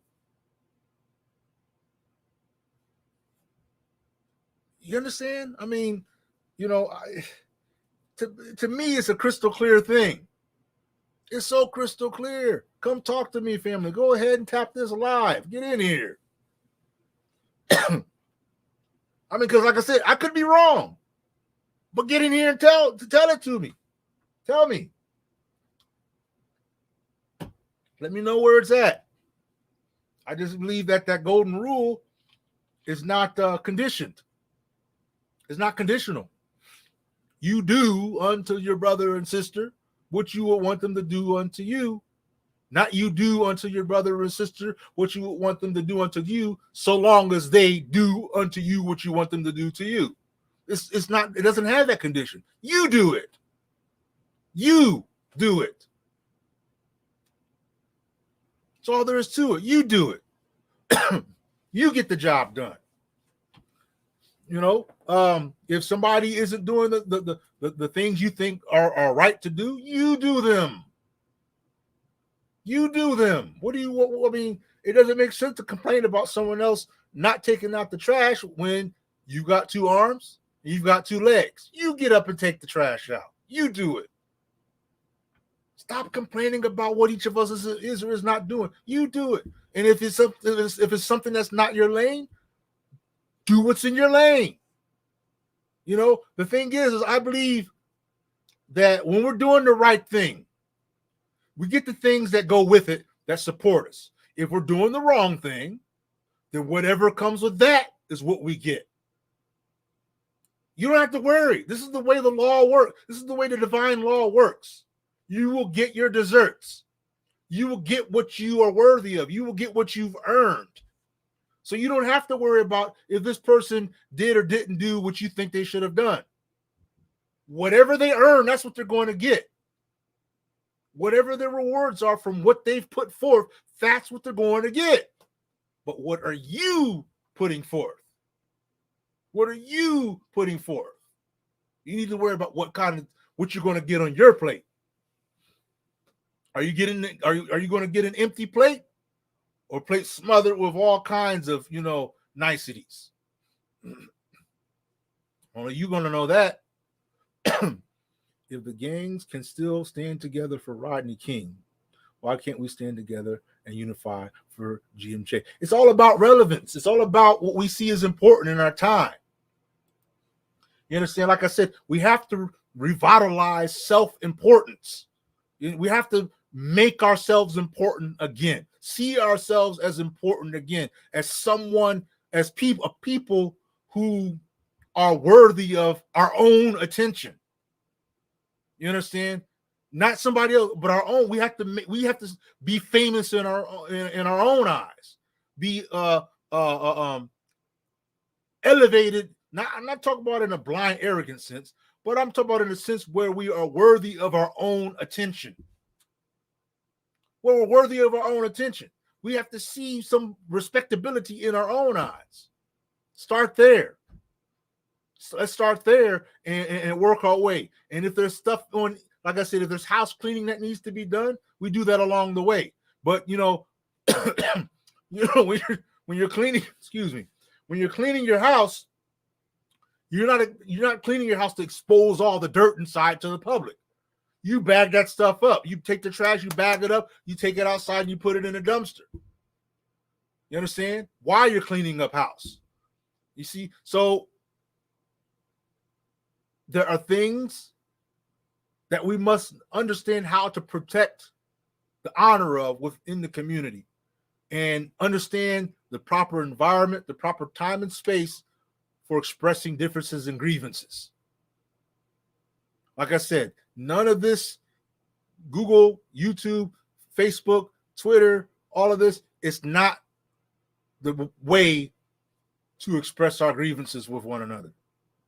It's not. The only way this would be for that is if you had both parties who are in agreement to have a certain discussion, knowing that they have disagreements, and they agree to certain parameters. And the only reason why they would do it this way is so that perhaps a lesson can be had from those who observe the video. That's how debates work. That's how debates work. How can we not understand that? What does it say? This one's not scrolling up all the way. Okay, there we go. Let's see. How can we not understand that what happens to one of us should be the business of all of us? Yeah. Yes, exactly. If a boulder's smashing your big toe, the rest of the body should be like, ouch, we got to do something about that. You understand? Your rest of your body's gonna be like, oh, you got a boulder smashing you? Sorry about your luck. That looks like a you problem. Your body's not going to respond like that. Your whole body's going to be like, hey, get this thing off of my toe. Because it's affecting the whole body. It's pain for the whole body. Emmett Till's mother said it. It said we shouldn't wait until it's too late. And Arthur would, yeah.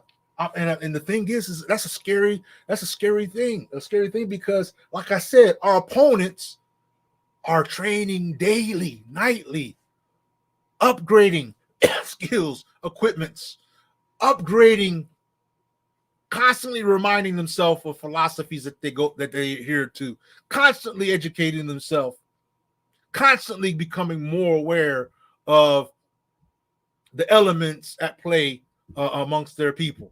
Constantly. What do we constantly do? I bet you could tell me if there was a ball game, then I bet you could tell me its final score. I bet you could tell me its final score. I bet you. But you can't tell me what's going on in the world now. I bet you can't tell me without Googling it how many soldiers are lined up at the Ukrainian border. Without Googling it. Couldn't tell me, could you? But you could tell me that ball game's final score. We got work to do, is what I'm saying. We got work to do.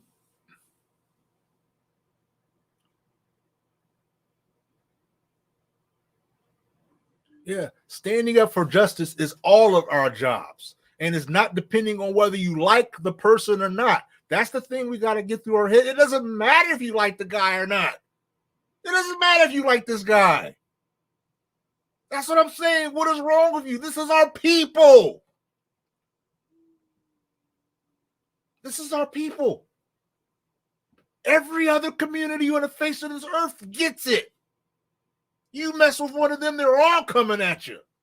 They're all coming at you. Like, what did you do to our son? What did you do to our son? What's going on right here? Look at how some of their marriage systems work. You want to marry their daughter? You want to marry their son? Well, check out what you got to do. We need to know who the heck you are. You got to know. You got to run through the whole family, the whole town, just to even get an understanding if you get that off. I'm just saying, these people, they've been operating by. I mean, and see, this is the sad part about our history. When many of us who've been severed from our ancestry, many of these who haven't been severed from their ancestry, they've been operating this way for years. They've been operating this way for so many years, so many years, family. They've been operating this way. And to this day, they will readily, willingly identify as a people. You would never know. You would know if in some of these communities, if there was some drama going on between them, if there was like somebody like an Amish community. Imagine driving through an Amish community. If there was something going on, you'd never know about it. You wouldn't know nothing about it. They're not going to sit there and have a sign. We're having drama in our house. Let me expose Abraham over here. Abraham called me a name. I'm exposing you, and I got tickets. You don't see nobody doing this crap, man. That's all I'm saying. You don't see nobody doing it but us. What the heck is wrong with us? You don't see it. You will see it from one side of a situation to another, like from one party versus another, one nation to another, calling shots, pulling shots. But you don't see it when it comes to the this way.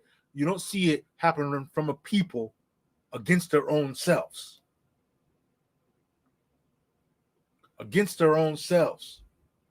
If they had issues, they deal with themselves. Sometimes you see on the news, somebody that was having beef with somebody else, next thing you know, they end up coming up missing. Nobody know what happened. Hey, what happened? So I don't know. I don't know what happened. Weren't you with? I don't know what you're talking about. And they just keep it like that. You ain't getting in. You're not getting in. It's not yours. It's not for your ears. You're not getting in. Got to be like that.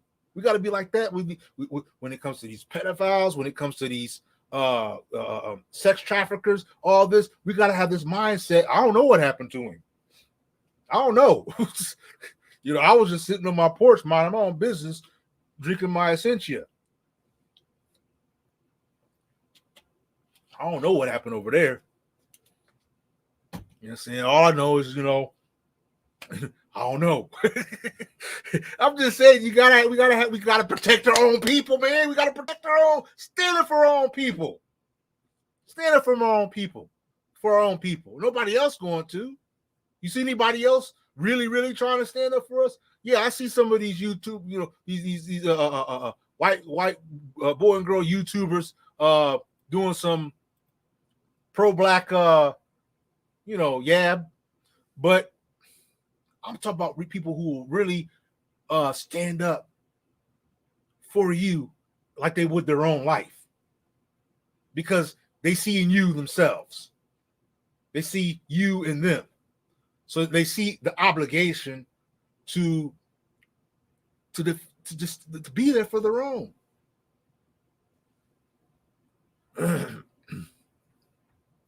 feel this so hard because I live in Briannaville, often myself, and a handful of standing alone. We're all black. When all are black. I'm trying to read that.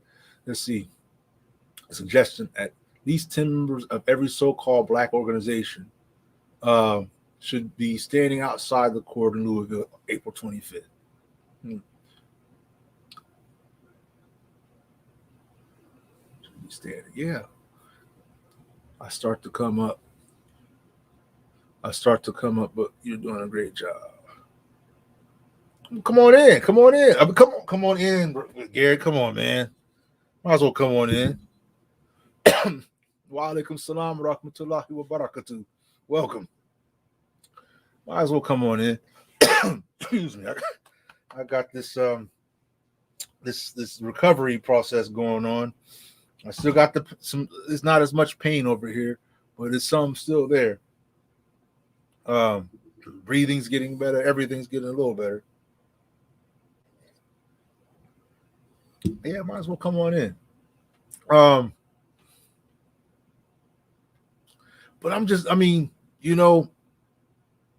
we have plenty of examples and plenty of opportunities to see that it works.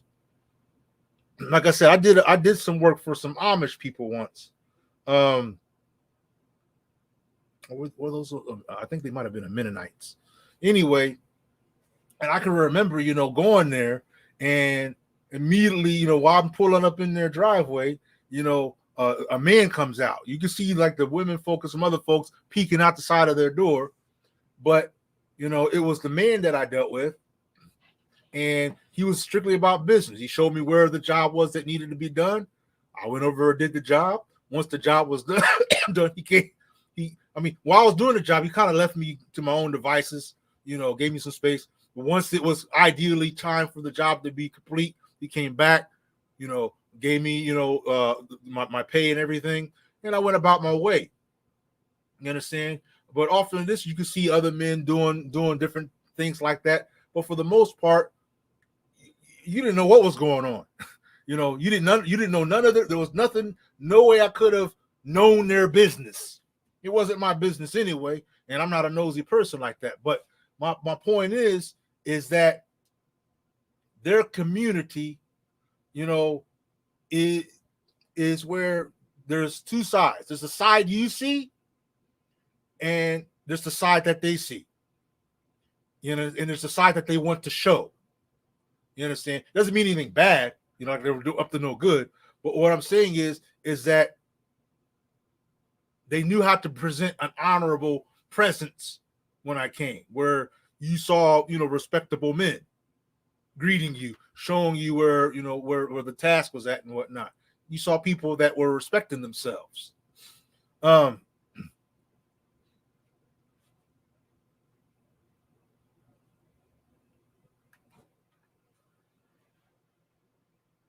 Strawberries, pineapples, blackberries, and raspberries. Okay. Yes, indeed, family. Got these people coming up here with these little symbols and stuff, or not symbols, but these spammings and whatnot. So anyway, it's been 2 hours and 31 minutes. I'm going to wind down here. Nobody wants to tap that link. I was hoping that somebody might have, just some opinions about the content that we've talked about already. That wanted to share. Talk about the top 10, my top 10. What would that make you think about? How'd you feel? Oh yeah, I appreciate it. Thank you very much, dear brother. I've been people have been giving me remedies all week. I've got all kinds of teas and tonics and mixtures and whatnot that people say, hey, do this, do that. And I appreciate it all. Because it's the way we need to be. We need to be breaking bread, passing traditional knowledge around, things that help one another. You know what I mean? Things start to build community, a community bond network. You understand? I can't say that we would ever go back to the older days, but somehow we need to start restoring just the things that were vital from what our ancestors have passed down from generation to generation. Things that stick, things that no matter the community, no matter what you're doing today, these are things that will hold it together. These are things that'll hold it together. We need to start revitalizing our traditional values, rebuilding our traditional values. You know what I mean? Have that one family, that one house you could go to in your family that everybody goes to every holiday season. Start doing that again. You know what I mean? And that person's getting all the food together. You know what I mean? You got turkey, you got yams, you got, and everybody just goes to that one. Traveling from out of town. Get that for some families, it's a patriarch. For some families, it's a matriarch. Whatever the case may be, you need to bring that back. Do things that start to make family mean something again. I was kind of disturbed because, when I was in that hospital, now some of my family didn't even know until after the fact, but we should have such an awareness of one another within the immediate family, extended family, that if something like that were to go down, that hospital should have been packed with people concerned. That's how we have to be for one another. We got to be like, oh, so-and-so's, and oh, what happened? Let's go ahead and go and check in on our family. But today, we got so many excuses of why we can't do things. When I was young, people traveled from like Ohio to South Carolina to Alabama. You know what I mean? Just for a week visit, just to be there for a week and go back. Doing that today is like pulling teeth. Got to revive. You have to revive core traditional value. Make these things matter again. Bring back sacred. Bring back virtuous. Bring back moral traditional values. Bring it back. Resurrect these things in our family again.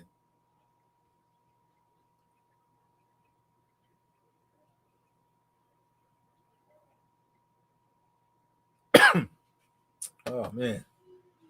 Let's see here. So yeah.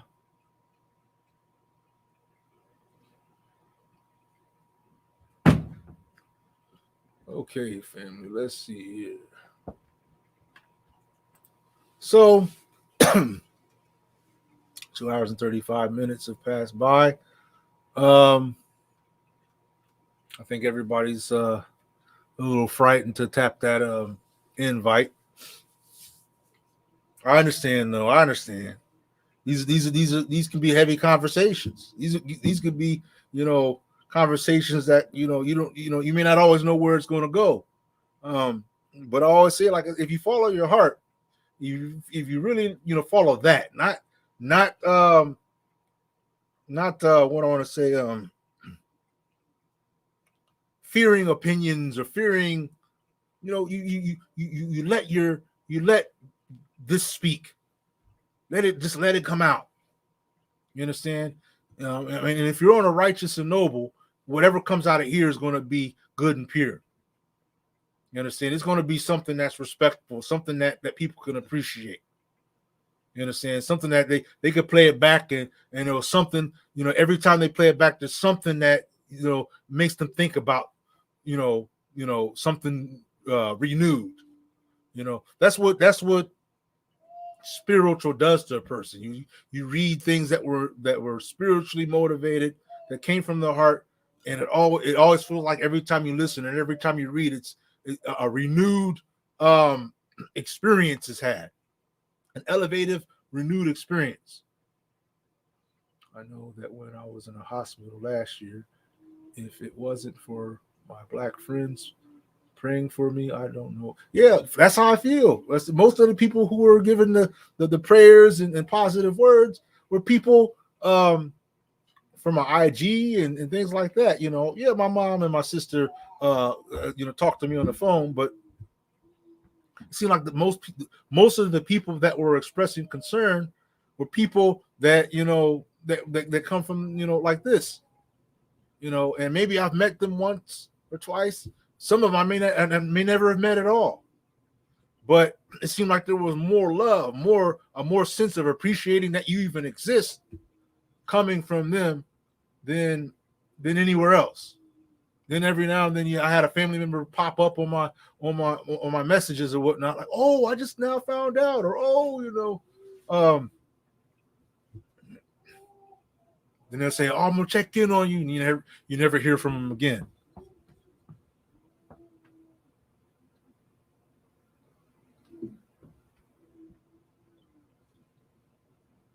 So anyway, like I said, the bottom line here, when it comes to this unification, our reasons for standing up, and doing what's right, standing up for one another, shouldn't have anything to do with what we think about the individuals we stand up for, that we're trying to stand up and protect their honor and integrity for. It should be general moral principle. That's the reason why. It should be because it's the right thing to do. Not because this person is so and so, not because this person thinks so and such, not because this person said such and such, but we do it because this is the right thing to do for our people.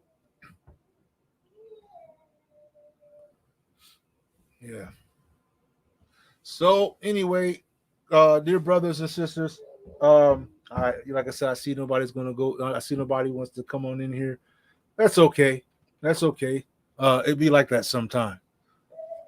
Because sometimes this type of conversation causes more thought than response. In other words, people want to listen and think more than say anything. You know what I mean? Uh, which is maybe even a better outcome to contemplate over. Responding. To these. Like that invite. Um, in any given case, uh,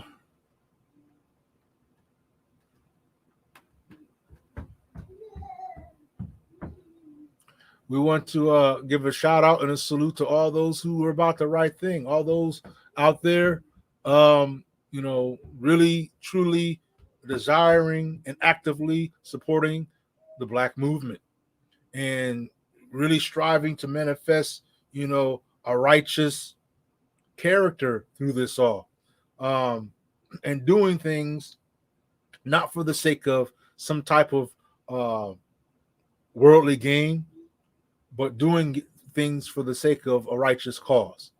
You understand?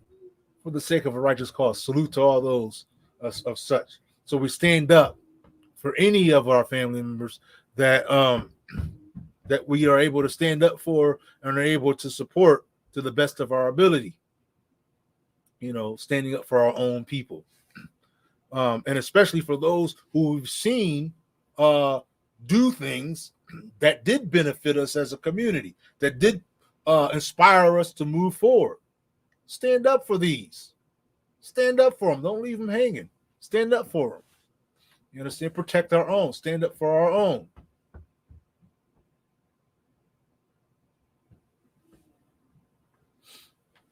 You know, I'll look into that. I've read about the copper and iron, and something else. It was something else, but I'll look into those things, family. I appreciate the advice. So, with that said, I don't want to sit here and yap your ear off for too long. Um, so I'm just going to remind you, like I said, stay tuned for some hopefully some new content to come. Um, and Also, like I said, I'm getting better over time. Um, got an what is it called, an evaluation coming up, so that'll tell me something as far as whether or not I'm able to return to work again. Um, like whether I'm physically able to go to healthy enough or whatnot to go to work. Right now, everything is on pause with that, and so it kind of gave me more of an opportunity to do stuff like this, right? Yes, indeed. So, with that said, I appreciate all your beautiful comments, all your good comments, and everything like that. It's always, a pleasure to see certain ones, that I see commonly here, and it's a blessing.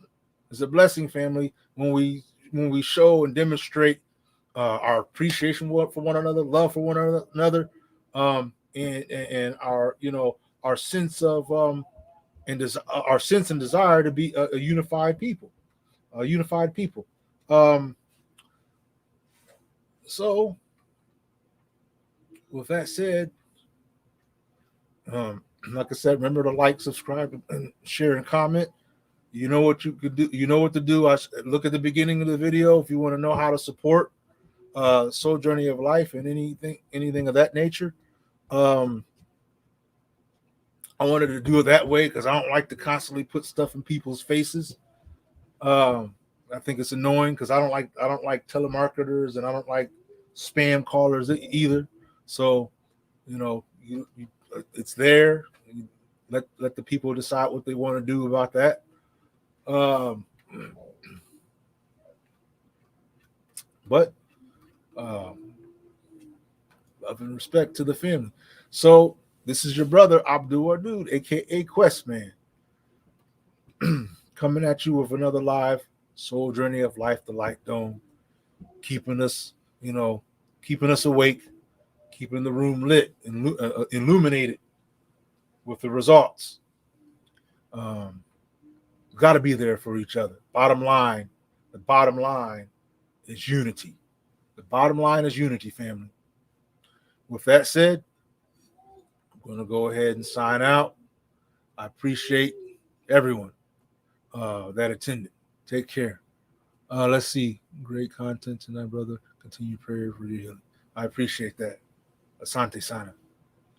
Um, have a blessed rest of your day, afternoon, night, evening. Take care.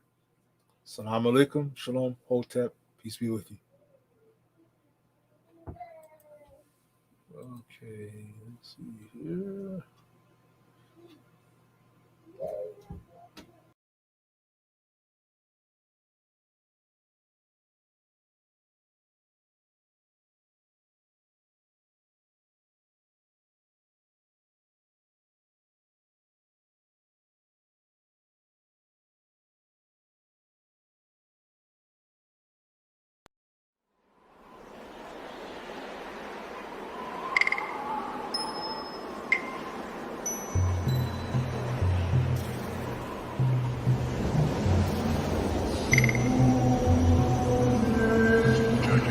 Thelightdome.